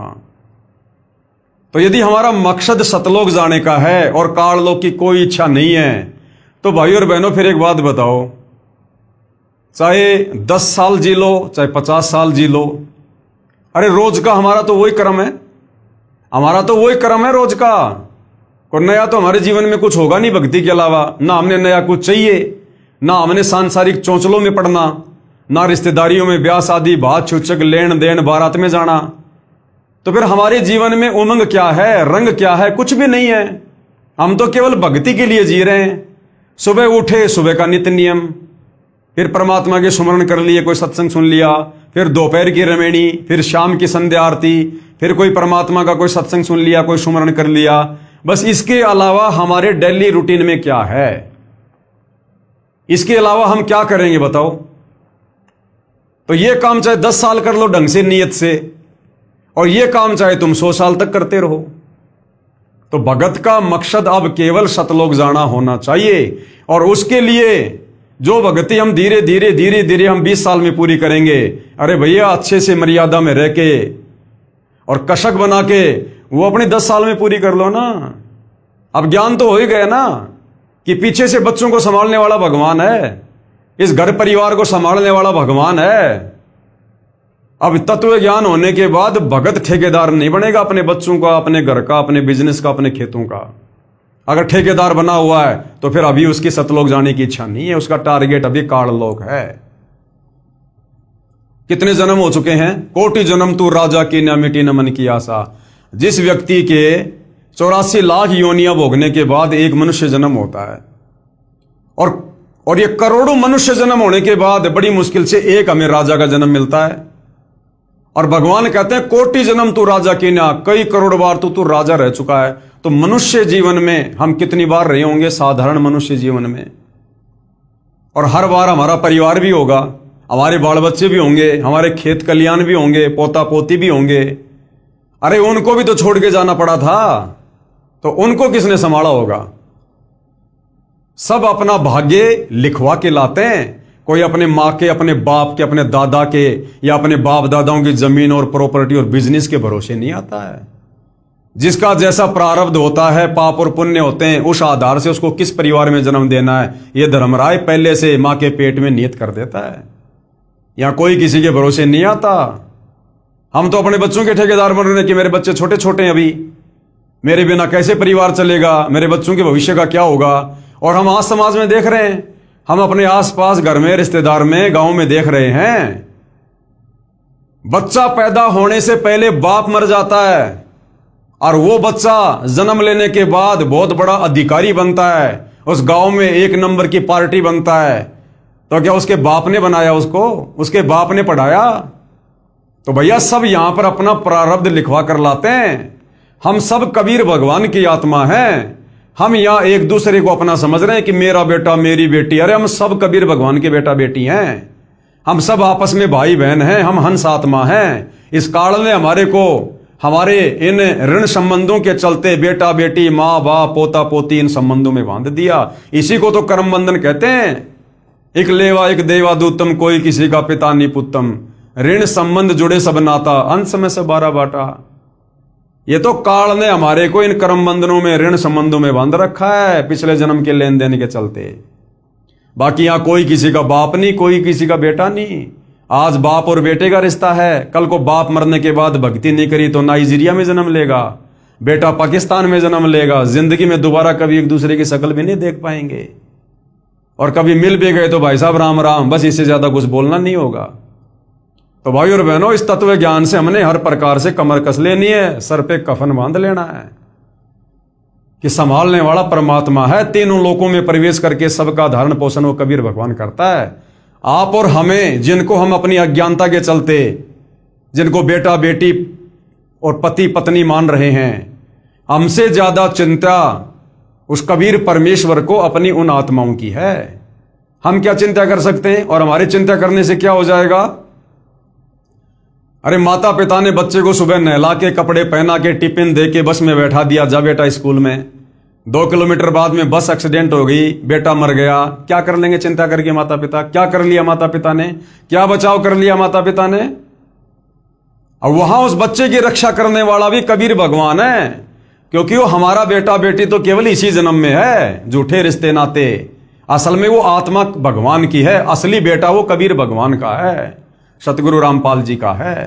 तो भाई और बहनों, आप और हम भी केवल उतना ही बचाव कर सकते हैं जितना हमारे और उसके जो संस्कार आपस में जुड़े हुए हैं। अन्यथा ना बाप बेटे की रक्षा कर सकता, ना बेटा बाप की कर सकता। यहां पर आंखों के सामने बेटा मर जाता है। आपने देखा नहीं, थोड़े दिन पहले नोएडा में एक लड़का था, कोई इंजीनियर जवान, और रात के समय उसकी गाड़ी एक नाले में जा गिरी और उसने वहीं से अपने बाप को फोन किया। बाप ने जो है प्रशासन को फोन किया। वहां बाप भी खड़ा है, प्रशासन भी खड़ा है, और वो बेटा धीरे धीरे धीरे धीरे उन सब की नजरों में उस पानी में डूब रहा है।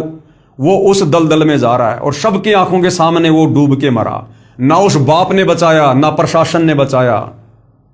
तो भाई और बहनों, यहां पर बचाने वाला ये कबीर भगवान है, और जिसके जैसे संस्कार हैं उस आधार से यहां पर रक्षा होती है। जबरदस्ती कबीर भगवान भी नहीं बचाता। इसलिए हम अपने बच्चों को भक्ति पर लगाएं, और भक्ति पर लग जाएंगे तो हम टेंशन फ्री हो जाएंगे फिर, क्योंकि उनकी नकेल हमने कबीर भगवान के हाथ में दे दी। अब कबीर परमात्मा जाने और वो उसकी आत्मा जाने। तो आप और हमने इस प्रकार से अपनी जिम्मेदारियों से तत्व ज्ञान को आधार बनाकर धीरे धीरे मुक्त होना है, मुक्त।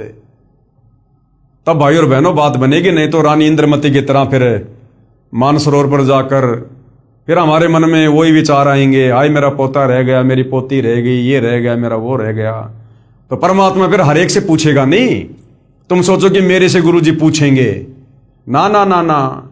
ये घटनाएं तो परमात्मा ने चारों युगों में इसलिए की ताकि हम कलयुग की बिचली पीढ़ी वालों को सबक मिले। अन्यथा आप सोचो कि अब आज वर्तमान में भी हमें गुरुजी वहां लेकर जाएंगे और वहां ले जाने के बाद गुरुजी हमसे पूछेंगे कि बेटा तेरी किसी में मोह ममता तो नहीं है, वहां नहीं पूछने वाला भगवान। वहां तो ऑटोमेटिक यस नो ऑटोमेटिक। तो अब आप और हमने इस प्रकार की गलती करनी नहीं है। हमने हर प्रकार से रिश्ते नातों से, परिवार संपत्ति से, यहीं से हाथ झाड़ के चलना है बिल्कुल, कि मेरा कुछ नहीं है, ये तो काल का किस ब्रह्मांड है, ये तो काल ने तपस्या करके भगवान से प्राप्त कर रखे हैं, मेरा क्या अधिकार है।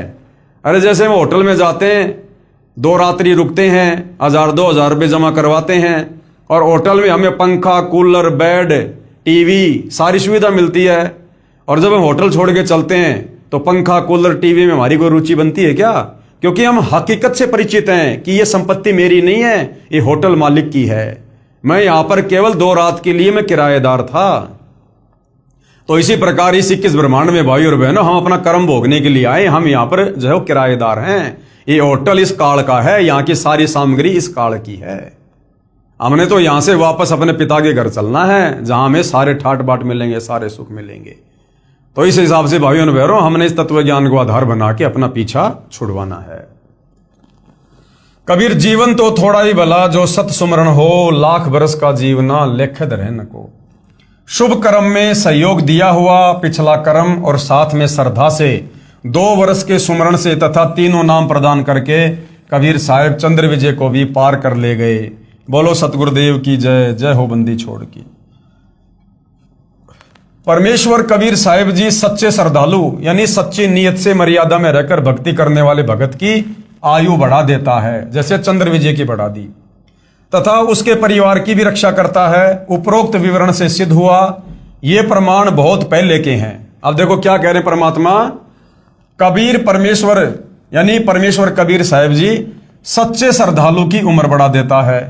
मान लो हम सच्चे श्रद्धालु हैं, हमने मर्यादा में रहकर सच्ची नीयत से सतलोक जाने के लिए भक्ति की, और कबीर परमात्मा जी हमें सतलोक के लिए ले जा रहे हैं, और हमें कबीर परमेश्वर जी ने मानसरोवर पर बैठा दिया, और हमारी आस्था चेक करने के लिए कबीर परमात्मा ने हमारे को दिव्य दृष्टि दे दी। और पीछे से ऐसी कोई घटना परिवार में बच्चों के साथ घटित भी हो जाए तो हमने इस पॉइंट को ध्यान रखना है कि जो सच्ची नीयत से जो व्यक्ति भक्ति करता है, पीछे से क्या होता है, उसके परिवार की भी रक्षा करता है। कौन? कबीर भगवान। तो फिर हमने चिंता काहे की? अरे हम सच्ची नीयत से भक्ति करेंगे तभी तो ऊपर जाएंगे भगवान के साथ में, अन्यथा मर्यादा तोड़कर भक्ति करने वाले को तो परमात्मा यहीं पर त्रिकुटी से नीचे नीचे फैल कर देगा भगवान, लास्ट त्रिकुटी। तो यदि हम मानसरोवर पर चले गए हैं, सच्ची नीयत है तभी तो गए, तो पीछे से फिर भगवान का वादा है परिवार की भी रक्षा करेगा। जब भगवान ने परिवार की रक्षा की गारंटी दे दी, फिर हमने चिंता नहीं करनी चाहिए उस परिवार की। ये प्रमाण बहुत पहले के हैं, वर्तमान में साधारण व्यक्ति विश्वास नहीं करता। वर्तमान में पूज्य कबीर परमेश्वर की शक्ति से गुरुदेव कह रहे हैं कि मुझदास के द्वारा हुए कष्ट निवारण तथा आयु वृद्धि के ढेर सारे प्रमाण पढ़िए, पुस्तक परमेश्वर का सार संदेश है। तो कोशिश करेंगे, मालिक से प्रार्थना करेंगे, ये जो पवित्र पुस्तक है परमेश्वर का सार संदेश, इसके ऊपर भी हम आने वाले समय में वीडियो जो है बनाएंगे। अब आगे गुरुदेव भगवान कहते हैं पवित्र पुराणों का रहस्य, यानी इन पवित्र 18 पुराणों में जो मुख्य पुराण हैं, श्री ब्रह्मा पुराण, श्री विष्णु पुराण, श्री शिव महापुराण, इनमें अध्यात्म के विषय में, भक्ति मार्ग के विषय में, आत्म कल्याण के विषय में क्या कुछ लिखा है जो वेदों से मेल खाता है। पुराणों को समझने के लिए ध्यान रहे कि श्री ब्रह्मा पुराण, श्री विष्णु पुराण तथा श्री शिव पुराण ये इस ब्रह्म यानी काल की लीला से प्रारंभ होते हैं। ब्रह्मा पुराण, शिव पुराण, विष्णु पुराण ये काल की लीला से शुरू होते हैं, ब्रह्म की लीला से। फिर ये नीचे इन ब्रह्मा विष्णु महेश पर आकर आगे की जानकारी देते हैं, जिसे प्रथम अव्यक्त गीता अध्याय 7 श्लोक 25 में कहा है। जो गीता अध्याय 11 श्लोक 32 में कहता है कि मैं काल हूं, यानी गीता जी का ज्ञान देते समय ये काल ब्रह्म कृष्ण जी के शरीर में प्रेत की भांति प्रवेश करके क्या कह रहा है अध्याय 11 श्लोक 32 में कि मैं काल हूं। इसी को क्षर पुरुष भी कहते हैं, यानी इसका जन्म और मरण होता है, ये नाशवान है, अविनाशी नहीं है। इसलिए इसी काल को, इस ब्रह्म को क्षर पुरुष तथा ज्योति निरंजन भी कहा जाता है, क्योंकि इसकी उत्पत्ति अंडे से हुई थी, उस समय इसमें तेज था, तो परमात्मा ने इसका नाम ज्योति निरंजन भी रखा है। यही सदाशिव काल रूपी ब्रह्म भी कहलाता है। यही ब्रह्मांड में एक ब्रह्मलोक की रचना करके उसके ऊपरी हिस्से में रहता है। और यही काल क्या करता है? महाविष्णु, महाब्रह्मा तथा महाशिव कहलाता है, क्योंकि इसने अपने उस ब्रह्मांड में 3 गुप्त स्थान बना रखे हैं। एक रजोगुण प्रधान क्षेत्र, एक सतोगुण प्रधान क्षेत्र और एक तमोगुण प्रधान क्षेत्र। और जब इसने अपने तीनों पुत्रों की उत्पत्ति करनी होती है अपनी पत्नी दुर्गा के सहयोग से, तो ये दुर्गा को अपनी शक्ति से उस क्षेत्र में बुला लेता है और स्वयं भी वहां आ जाता है। और जब इसने रजोगुण युक्त बेटा उत्पन्न करना होता है तो उस रजोगुण युक्त क्षेत्र में ये काल स्वयं तो महाब्रह्मा रूप धारण कर लेता है और अपनी पत्नी दुर्गा को महासावित्री रूप बना देता है। और फिर जो पति पत्नी सहयोग से उस रजोगुण क्षेत्र में जो संतान उत्पन्न होती है वो रजोगुण युक्त हो जाती है और उसका नाम ये ब्रह्मा रख देते हैं। यही प्रक्रिया फिर ये सतोगुण क्षेत्र में करता है और एक विष्णु उत्पन्न करता है। यही प्रक्रिया फिर ये तमोगुण क्षेत्र में जाके करता है, खुद तो महाशिव बन जाता है और अपनी पत्नी दुर्गा को महापार्वती रूप बनाता है। और वहां जो बेटा उत्पन्न होता है उसको तमोगुण युक्त कर देते हैं और उसका नाम शिव रख देते हैं। तो ये काल ही क्या कहलाता है? यही महाविष्णु, महाब्रह्मा तथा महाशिव। एक तो होता है विष्णु, ब्रह्मा और शिव। इन तीनों से पहले शब्द लग गए महा, यानी महाविष्णु। जहां जहां महाविष्णु शब्द है समझ लो विष्णु रूप में काल है। जहां जहां महाब्रह्मा शब्द है समझ लो ब्रह्मा रूप में काल है। और जहां जहां महाशिव है वहां समझ लो शिव रूप में यह काल है।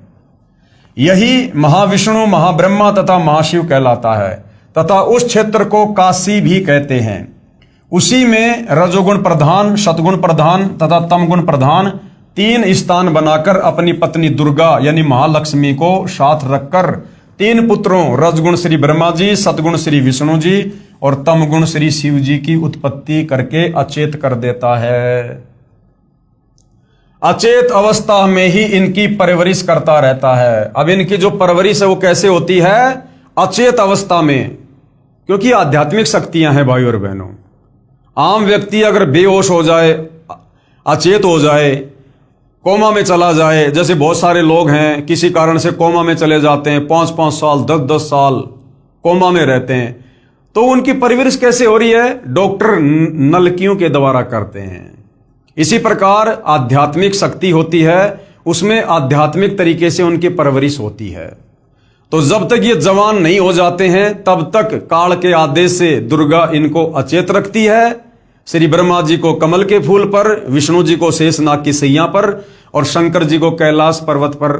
और बेहोश रूप में, अचेत रूप में दुर्गा इनकी परवरिश करती रहती है। यानी इनमें जो भी सॉफ्टवेयर डाउनलोड करना होता है वो इनकी अचेत अवस्था में डाउनलोड करते रहते हैं।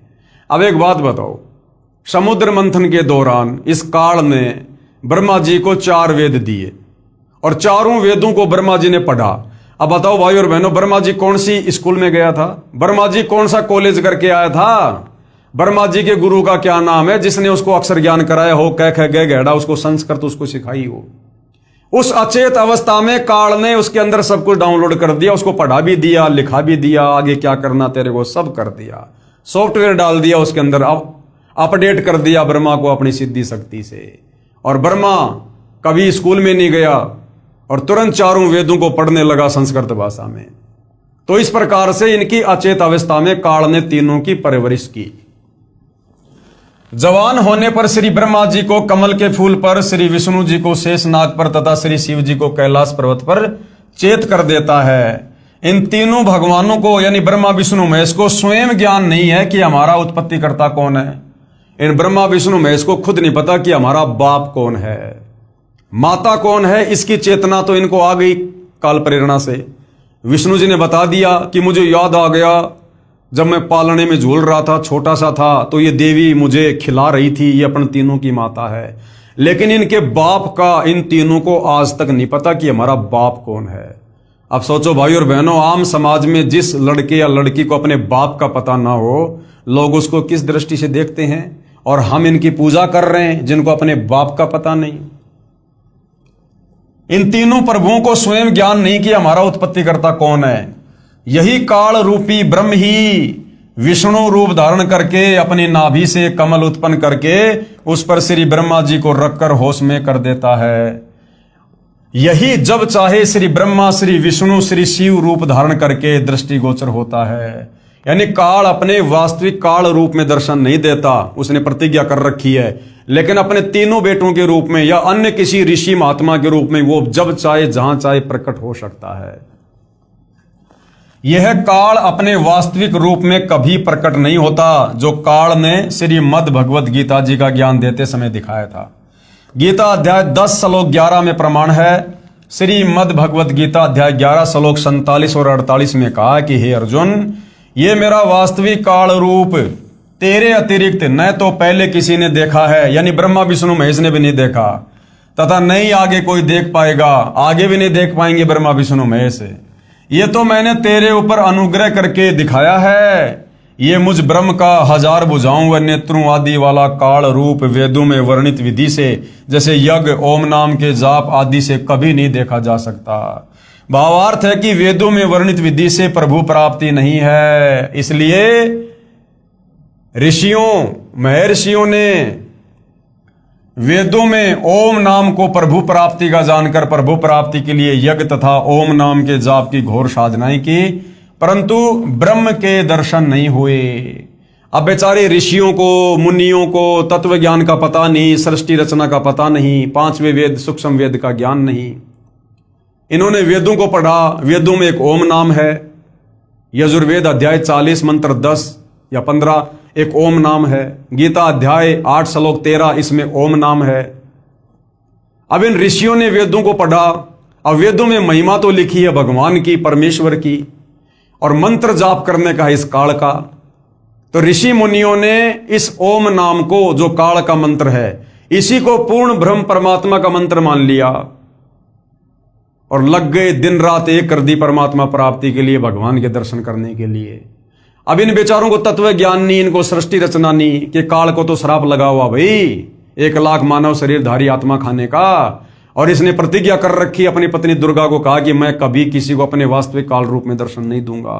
तो बेचारे ऋषि मुनि महात्मा ओम नाम का जाप कर करके समाधि लगा लगा के थक गए, लेकिन उनको इस काल ब्रह्म ने दर्शन नहीं दिए। और जो परमात्मा दर्शन देता है, मिलता है, वो विधि तत्वदर्शी संत के अलावा इन चारों वेदों में नहीं। तो तत्वदर्शी संत उनको मिला नहीं जिससे परमात्मा के दर्शन हो। तो इस कारण से भाइयों और बहनों, इन साधु संत महात्माओं ने समाधि लगाई, तप किए, ओम नाम का जाप किया, लेकिन काल की प्रतिज्ञा है मैं किसी को दर्शन दूंगा नहीं, उसने दर्शन दिए नहीं। जिस कारण से अंत में उन साधु संत महात्माओं ने यह निर्णय कर लिया कि परमात्मा निराकार है, जबकि वो निराकार नहीं, वो काल साकार है, लेकिन अपनी प्रतिज्ञावश वो किसी को दर्शन नहीं देता। ओम नाम को प्रभु प्राप्ति का जानकर प्रभु प्राप्ति के लिए यज्ञ तथा ओम नाम के जाप की घोर साधनाएं की, परंतु इस ब्रह्म के दर्शन नहीं हुए।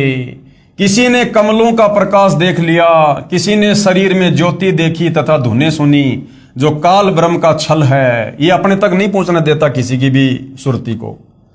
किसी ने सहस्त्र कमल की 1000 ज्योतियों से निकल रहा प्रकाश देखकर प्रभु की प्राप्ति मान ली। जैसे किसी स्थान पर एक ही रंग के 1000 बल्ब एक दूसरे के साथ सटाकर गोलाकार में जगह रखे हों, दूर से देखने वाले को एक प्रकाश समूह ही दिखाई देगा, यानी एक आग का सा गोला दिखाई देगा, लेकिन उसके निकट जाने पर पता लगता है कि यह तो बल्बों यानी उन लटुओं का प्रकाश है, अलग अलग है। तो जिस एकाद की समाधि सहस्त्र कमल दल में चली गई, वहां पर इसने 1000 ज्योतियां दिखा दी अपनी, जिस कारण से उसने मान लिया कि बस यही परमात्मा है, ज्योति रूप ही है भगवान। इसी प्रकार कुछ साधक हठ योग करके शरीर में अंतर्मुख होकर कुछ आतिशबाजी को देखकर प्रभु की प्राप्ति मान लेते हैं, उसी में खुश हो जाते हैं कि हमने कर लिए भगवान के दर्शन। उसी काल जाल को आनंद मानकर अपना अनमोल जीवन नष्ट कर जाते हैं। वेदों में स्पष्ट लिखा है कि परमेश्वर सशरीर है। यजुर्वेद अध्याय 1 मंत्र 15 तथा अध्याय 5 मंत्र 1 में इसका प्रमाण है। अग्ने तनुर असी, यानी परमात्मा सशरीर है। विष्णवे तवा सोमस्य तनुरसी, और सबका धारण पोषण करने वाले परमात्मा का शरीर है। जिसका शब्दार्थ है कि परमेश्वर सह शरीर है। अग्नि यानी परमात्मा, तनूर यानी सह शरीर, असीम यानी है। परमेश्वर सह शरीर है, वो निराकार नहीं है। वो सर्व पालन करता अमर पुरुष सत्य पुरुष का शरीर है, अर्थात परमेश्वर आकार में है। इसीलिए ऋषियों ने प्रभु दर्शन के लिए घोर साधनाएं की, परंतु वेदों में वर्णित विधि से प्रभु प्राप्ति नहीं हो सकती। ओम नाम के जाप से परमात्मा प्राप्ति नहीं हो सकती। ओम नाम के जाप से तो ये काली दर्शन नहीं देता। इसलिए आज तक सर्व साधकों यानी भक्तों, ऋषियों, ये भाई और बहनों, आज से पहले जो त्रेता द्वापर सतयुग में जो भगत थे, जो भक्ति करते थे, जैसे आज आप और हम कर रहे हैं, उस समय उनको ऋषि कहा जाता था, उनको मुनि कहा जाता था। तो चाहे भगत को हो, चाहे संत को हो, चाहे साधक को हो, चाहे योगी को हो, चाहे ऋषि को हो, चाहे मुनि को हो, ये एक ही बात है। जैसे जल पानी नीर, जल पानी नीर। कोई ये सोचे कि तो बहुत बड़ी तोप होंगे, इनके नाम को तो ऋषि कहा करते थे। अरे आज जैसे पवन दास, ऐसे चाहे मुनि पवन कह दो, ऋषि पवन कह दो, बात एक ही है। इसलिए आज तक सर्व साधकों यानी भक्तों, ऋषियों आदि ने अपने अनुभव की पुस्तकों की रचना कर दी जो वेद ज्ञान विरुद्ध है, और उन्होंने फिर आगे चलकर अपने अपने अनुभव की पुस्तकें बना दी कि मैंने ऐसे ऐसे ओम नाम का जाप किया, मैंने इतने साल समाधि लगाई, समाधि अवस्था में मुझे उस प्रभु के ज्योति रूप में दर्शन हुए हैं। परमात्मा तो वास्तव में निराकार है, उसका मनुष्य जैसा शरीर नहीं है, वो तो ज्योति ज्योति उसका रूप है, आकार है। और आम समाज ने इन बातों को सत्य मान लिया और भगवान को निराकार साबित कर दिया। अब सर्व भगत समाज पवित्र वेदों के स्थान पर अन्य महर्षियों या संतों के अनुभव से बनी पुस्तकों के ज्ञान पर आधारित हो चुका है। अब वेद कौन पढ़े भाई? वेद तो इतनी मोटी मोटी पुस्तकें, ऊपर से वो संस्कृत में, कौन पढ़े? आम व्यक्ति को पढ़ने का अधिकार भी नहीं था। फिर क्या करते ये साधु संत महात्मा? अपने अनुभव की छोटी छोटी पुस्तकें निकाल देते कि हमने वेदों को पढ़कर निष्कर्ष निकालकर, वेदों का निचोड़ निकालकर ये पुस्तक बनाई है। तो आम आदमी बेचारा उस पुस्तक को वेद ज्ञान युक्त पुस्तक मानकर, जो वास्तव में उस ऋषि का अपना भक्ति अनुभव था, जो वेदों के विरुद्ध था, हमने उसी को सत्य मानकर उसी के अनुसार फिर हमने साधना करनी शुरू कर दी। ऐसे फिर ये शास्त्र विरुद्ध साधना पूरे समाज में फैल गई सदियों से। पवित्र वेदों तथा श्रीमद् भगवद गीता जी का ज्ञानदाता ब्रह्म कह रहा है कि तीनों गुण, रजगुण ब्रह्मा, सतगुण विष्णु, तमगुण शंकर जी, इनकी इष्ट रूप में पूजा के योग्य नहीं है। गीता अध्याय 7 श्लोक 12 से 15 ये गीता ज्ञान देने वाला काल ब्रह्म खुद कह रहा है कि ब्रह्मा विष्णु महेश यानी रजगुण सतगुण तमगुण, ये तीनों देवता पूजा के योग्य नहीं है। ब्रह्मा विष्णु महेश की पूजा का विधान नहीं है, क्योंकि ये भी नाशवान है, अर्थात जन्म मरण में है, तथा कर्म का फल ज्यों का त्यों ही देते हैं। पाप यानी पाप नाश नहीं कर सकते। कौन? ब्रह्मा विष्णु महेश। इनके पुजारी भक्तों को प्रारब्ध में लिखे कष्ट को भोगना ही पड़ता है। इन तीनों भगवानों की साधना से क्षणिक सांसारिक सुख तो प्राप्त हो जाता है, परंतु पूर्ण मोक्ष नहीं होता, अर्थात जन्म मरण से छुटकारा नहीं है। इन तीनों प्रभुओं श्री ब्रह्मा जी, श्री विष्णु जी, श्री शिव जी से मिलने वाले क्षणिक लाभ पर जिनकी आस्था बनी है, वे राक्षस स्वभाव को धारण किए हुए मनुष्यों में नीच दुष्कर्म करने वाले मूर्ख मुझकाल ब्रह्म को भी नहीं भजते। इसका प्रमाण है श्रीमद् भगवद गीता अध्याय 7 श्लोक 12 से 15। क्योंकि ब्रह्म साधक अधिक समय तक ब्रह्म लोक में बने महास्वर्ग में अपने नाम व पुण्यों की कमाई के आधार पर रहता है। यानी ब्रह्मा विष्णु महेश की साधना के बजाय यदि कोई काल की ओम नाम की साधना करता है, तो ब्रह्मा विष्णु महेश की भक्ति करके जितने दिन आप स्वर्ग में रह सकते हो, उससे कई गुना ज्यादा आप स्वर्ग से ऊपर ओम नाम की कमाई करके, ब्रह्म का जाप करके आप महास्वर्ग में रह सकते हो। लेकिन वापस महास्वर्ग वाले प्राणी को भी आना पड़ेगा जन्म और मरण में। इसलिए काल कह रहा है कि तीनों भगवानों से कुछ ज्यादा राहत मैं दे सकता हूं, परंतु यह ब्रह्मलोक तथा काल ब्रह्म भी नाशवान है। यह काल भी नाशवान है और इसका ब्रह्मलोक भी नाशवान है। गीता अध्याय 8 श्लोक 16 में कहा कि ब्रह्मलोक तक सर्वलोक नाशवान है, तथा गीता अध्याय 2 श्लोक 12 तथा अध्याय 4 श्लोक 5 में स्वयं गीता ज्ञानदाता ब्रह्म कह रहा है कि मेरी भी जन्म और मृत्यु होती है अर्जुन, मेरी भी जन्म और मृत्यु होती है, अर्थात मैं भी नाशवान हूं। इसलिए पवित्र गीता अध्याय 7 श्लोक 18 में कहा कि जो चौथे प्रकार के मेरे ब्रह्म के साधक, जो ज्ञानी है, जो वेदों के ज्ञान के आधार पर जान लेते हैं कि केवल एक पूर्ण परमात्मा ही इष्ट रूप में पूज्य है, वही पाप नाशक है, पूर्ण मोक्षदायक है तथा मानव शरीर प्रभु प्राप्ति के लिए मिला है, उन्होंने वेदों का स्वयं ही निष्कर्ष निकाल ले लिया कि ओम नाम यही एक मंत्र है जो प्रभु प्राप्ति का है। इसी ओम मंत्र के जाप से हजारों वर्ष साधना करके अपने शरीर को भी न्यौछावर कर दिया, परंतु प्रभु दर्शन नहीं हुए। अन्य उपलब्धियां हो गई, कुछ सिद्धियां प्राप्त हो गई तथा स्वर्ग महास्वर्ग आदि में उच्च पद प्राप्त हो गए। फिर भजन कमाई तथा पुण्यों की कमाई समाप्त होने पर पुनः जन्म मरण तथा 84 लाख प्राणियों के शरीर में घोर कष्ट तथा नरक में पाप कर्म का फल भोगना ही पड़ रहा है। पवित्र यजुर्वेद अध्याय 40 मंत्र 10 तथा पवित्र गीता अध्याय 4 श्लोक 34 में उपरोक्त दोनों शास्त्रों का ज्ञान दाता ब्रह्म कह रहा है कि उस पूर्ण परमात्मा के विषय में मैं काल रूपी ब्रह्म नहीं जानता। उस परमेश्वर के विषय में कि जहां जाने के बाद साधक लौटकर संसार में नहीं आता, जन्म मरण नहीं होता, उस परमेश्वर के विषय में पूर्ण जानकारी अर्थात तत्व ज्ञान तथा उस परमेश्वर की प्राप्ति की विधि अर्थात पूर्ण मोक्ष मार्ग की जानकारी के लिए तत्वदर्शी संतों की खोज कर 21 ब्रह्मांड के स्वामी काल ने अपना निष्कर्ष दे दिया पूरा गीता ज्ञान देकर कि भाई मेरी साधना का मंत्र है ओम और मैं रहता हूं ब्रह्मलोक में, और ओम नाम की कमाई करके साधक मेरे ब्रह्मलोक में आ जाएगा। ब्रह्मलोक में स्वर्ग से ज्यादा आनंद है, मौज मस्ती है, ज्यादा समय रहेगा। लेकिन ब्रह्मलोक पर्यंत सारे लोक पुनरावर्ती में है। ब्रह्मलोक में आया हुआ साधक भी अपना कर्म भोगकर वापस नीचे पृथ्वी पर जाएगा, गधा कुत्ता बनेगा, जन्म मरण का कष्ट सहेगा, कभी नरक में जाएगा। फिर कह रहा है यदि तेरे को पूर्ण मुक्ति चाहिए, पूर्ण मोक्ष चाहिए, परम शांति चाहिए, तो चाहता कि मैं कभी ना जन्मूं, मैं कभी ना मरूं, कभी बूढ़ा ना हूं, कोई काम धंधा ना करना पड़े, सदा मैं अविनाशी रहूं, सारे ठाट बाट हों, जहां पर 84 लाख योनियां ना हो, कोई नरक ना हो, जन्म मरण ना हो, तो उसके लिए कह रहा भैया तू तत्वदर्शी संत की शरण में चला जा। गीता अध्याय 4 श्लोक 34। वो तत्वदर्शी संत तुझे परमात्मा की भक्ति बताएगा। वो तत्वदर्शी संत ही तुझे पूरा आध्यात्मिक ज्ञान देगा, पूरी सृष्टि रचना बताएगा, मुझकाल के विषय में भी बताएगा, मैं क्यों जन्मता हूं, क्यों मरता हूं, मैंने सतलोक में क्या गलती करी थी, क्यों मेरे किस ब्रह्मांड में कोई भी प्राणी सुखी नहीं है, क्यों यहां पर जन्म मरण का रोग लगा हुआ है, क्यों लख 84 योनि में सब लोग पीड़ा भोग रहे हैं। ये बातें तुझे वो तत्वदर्शी संत ही बताएगा। तो गीता ज्ञानदाता काल ब्रह्म ने ऑप्शन छोड़ दिया कि भैया कंप्लीट मोक्ष मार्ग, कंप्लीट भक्ति विधि मुझ काल ब्रह्म को भी नहीं पता है, इसके लिए तो किसी तत्वदर्शी संत की शरण में जा। तो आज भाई और बहनों वह तत्वदर्शी संत सतगुरु रामपाल जी हैं। बहुत बड़ा मौका, जबरदस्त सुअवसर है।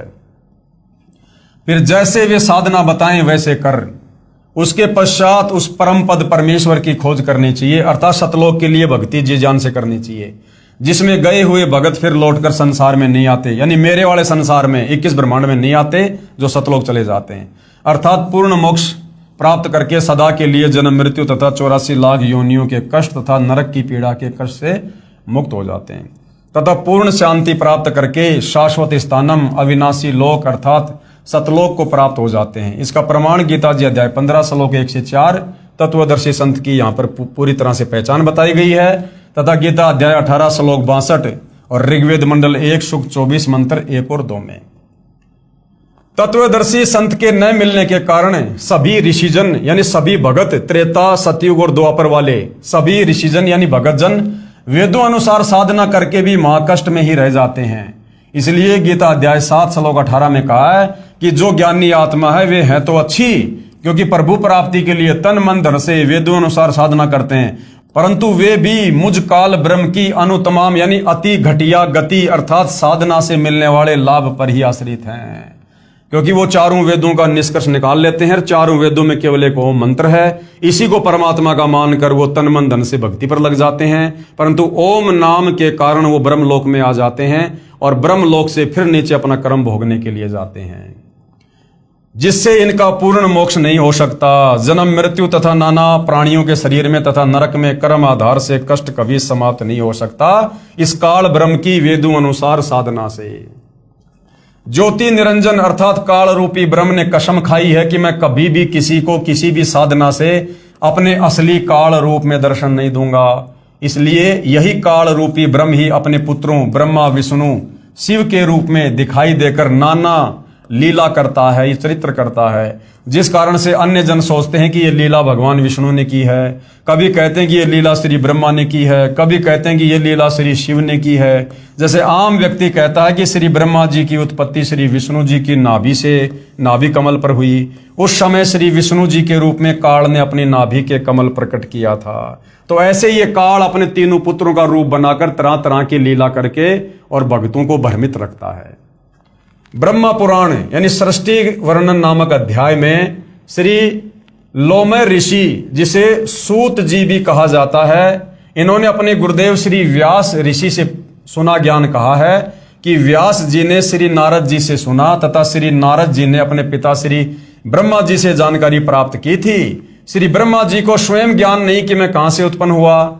श्री देवी महापुराण 3रा स्कंद, ब्रह्मा खुद कह रहा कि बेटा नारद मुझे पता नहीं मैं कमल के फूल पर कैसे आ गया, कौन मेरा माँ है, कौन मेरा बाप है, मुझे कुछ पता नहीं। ब्रह्मा जी को खुद अपनी उत्पत्ति का नहीं पता, ब्रह्मा भला सृष्टि की उत्पत्ति कैसे करेगा। श्री देवी महापुराण 3रे स्कंद में साफ साफ लिखा हुआ, 6ठा अध्याय 3रा स्कंद। इसका भावार्थ ये नहीं है कि पुराणों का ज्ञान गलत है। जो ज्ञान श्री ब्रह्मा जी ने होश में आने के पश्चात कहा है वह उसी स्तर तक तो सही है, परंतु चेत होने से पूर्व का ज्ञान दंत कथा लोकवेद है, जो पूर्ण परमेश्वर ने प्रथम सतयुग में सत सुकृत नाम से प्रकट होकर तत्वदर्शी संत रूप से तत्व ज्ञान तथा वास्तविक सृष्टि रचना का ज्ञान श्री ब्रह्मा जी तथा श्री मनु जी आदि को दिया था। इन्होंने सुनकर भी अनसुना कर दिया। तत्पश्चात जब श्री ब्रह्मा जी से इसी के वंशज पूछने लगे तो उस सुने सुनाए ज्ञान के आधार से कुछ मिलावट करके पूर्व का ज्ञान कहा है, जिस कारण से कोई पुराण निर्णायक ज्ञान युक्त नहीं है। किसी पुराण के आधार से सिद्ध होता है कि श्री विष्णु जी की उत्पत्ति श्री ब्रह्मा जी से हुई है, किसी पुराण से सिद्ध होता है कि श्री ब्रह्मा जी की उत्पत्ति श्री विष्णु जी से हुई, आदि आदि। इसी कारण सभी ऋषिजन तथा श्री ब्रह्मा विष्णु तथा शिव जी भी संशय में हैं। यानी इनके जो भगत हैं ब्रह्मा विष्णु महेश के, जब ये इनकी पूजा करते हैं, समाधि लगाते हैं, तो समाधि अवस्था में ये काल ब्रह्मा जी के उपासक को ब्रह्मा रूप बनाकर दर्शन दे देता है, विष्णु जी के उपासक को विष्णु रूप बनाकर दर्शन दे देता है, शंकर जी के भगत को शंकर जी का रूप बनाकर दर्शन दे देता है, प्रकट हो जाता है।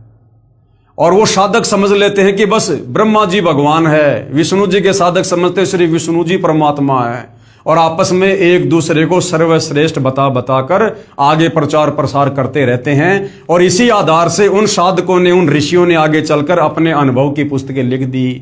किसी ने लिख दिया कि श्री ब्रह्मा जी भगवान है, शंकर और विष्णु ब्रह्मा जी से तो उत्पन्न हुए हैं। विष्णु जी के उपासक ने लिख दिया कि विष्णु भगवान है, ब्रह्मा जी और शंकर जी विष्णु जी से उत्पन्न हुए हैं। कोई शंकर जी का भगत लिख देता कि बस ब्रह्मा और विष्णु शंकर जी से उत्पन्न हुए हैं, यही महेश्वर है, मृत्युंजय है। तो इस प्रकार से इस काल ने भाई और बहनों 21 ब्रह्मांड के प्राणियों को अपने भोजन के लिए, इसको रोजाना 1 लाख प्राणी खाने होते हैं, और इसको पता है कि ये मेरा भोजन, ये जीव यदि यहां से मुक्त हो सकते हैं मेरे 21 ब्रह्मांड से, तो केवल शास्त्रों के आधार से भक्ति करने से मुक्त हो सकते हैं। तो उसके लिए भाई और बहनों इसका परम कर्तव्य बन गया, इसकी मजबूरी होगी हमें धर्मशास्त्रों के आधार पर अपने द्वारा भेजे गए साधु संत ऋषियों गुरुओं के द्वारा उल्टी व्याख्या करवा के, शास्त्र विरुद्ध साधना करवा के हमें अपने जाल में फंसा के अपने भोजन के लिए रखता है। और इन शास्त्रों का यथार्थ ज्ञान, वास्तविक ज्ञान, निचोड़, निष्कर्ष कबीर परमात्मा स्वयं सतलोक से चलकर काल के 21 ब्रह्मांड में तत्वदर्शी संत बनकर हमें बताते हैं, समझाते हैं। तो जब तक हमें वो कबीर भगवान तत्वदर्शी संत के रूप में नहीं मिलेगा, तब तक हमें किसी भी ग्रंथ का, हम चाहे कितने बड़े विद्वान हैं, चाहे संस्कृत के प्रकांड ज्ञाता हैं, हम इन धर्म ग्रंथों का सार नहीं निकाल सकते, निष्कर्ष पर नहीं पहुंच सकते। जिस प्रकार एक 5वीं कक्षा का बच्चा है, 5वीं कक्षा के बच्चे को हिंदी पढ़ना आ जाता है, और पीएचडी की पुस्तक भी भाई और बहनों हिंदी में है। वो 5वीं कक्षा का बच्चा पीएचडी की पुस्तक को हिंदी में पढ़ तो सकता है, लेकिन पीएचडी की पुस्तक के जो शब्द हैं वो बहुत ही गूढ़ हैं। उन शब्दों का अर्थ वो 5वीं क्लास का बच्चा नहीं समझ सकता, केवल उसको पढ़ सकता है। इसी प्रकार हमारी ये नादान धर्मगुरु आचार्य शंकराचार्य संत महंत, इन्होंने संस्कृत भाषा को तो जान लिया, परंतु वेद संस्कृत भाषा में कहना क्या चाहते हैं, उन श्लोकों का वास्तव में अर्थ क्या है, इन अर्थों को ये संस्कृत के विद्वान नहीं समझ पाए, उसको समझाने के लिए स्वयं कबीर परमात्मा ही संत रूप में, सतगुरु रूप में, जगत गुरु रूप में, तत्वदर्शी संत के रूप में धरती पर आकर हमें ज्ञान देते हैं। और जब तक हम तत्वदर्शी संत की शरण में नहीं आएंगे, और तत्वदर्शी संत की शरण प्राप्त होना कोई बच्चों का खेल नहीं है भाई और बहनों। इसके लिए आत्मा के पास युगों युगों के मजबूत भक्ति संस्कार चाहिए। सकल पदार्थ है जगमाही, भाग बिना नर पावत नाई। तो ये भाग भी कबीर भगवान ही आप और हमें भक्ति करवा के बनाता है। तो आज धरती पर सहज में सुलभ तत्वदर्शी संत उपलब्ध है। ये हमारा परम सौभाग्य है इस पृथ्वी के समस्त मानव जाति का। आज यदि हम सतगुरु रामपाल जी के सत्संग सुनकर, ज्ञान को आधार बनाकर, अगर उनसे उपदेश लेकर भक्ति कर लेते हैं, आज हमारा सहज में इस काल के 21 ब्रह्मांड से, जन्म मरण से, लख 84 योनियों के कष्ट से, तपस्या की पीड़ा से, नरक की यातनाओं से आज सहज में पीछा छुड़वाया जा सकता है। अगर आज मौका चूक गए, अनंत युगों तक फिर गधे, कुत्ते, सुअर, मक्खी, मच्छर, गंदी नाले का कीड़ा, या इसी प्रकार से कष्ट भोगने पर हम विवश होंगे।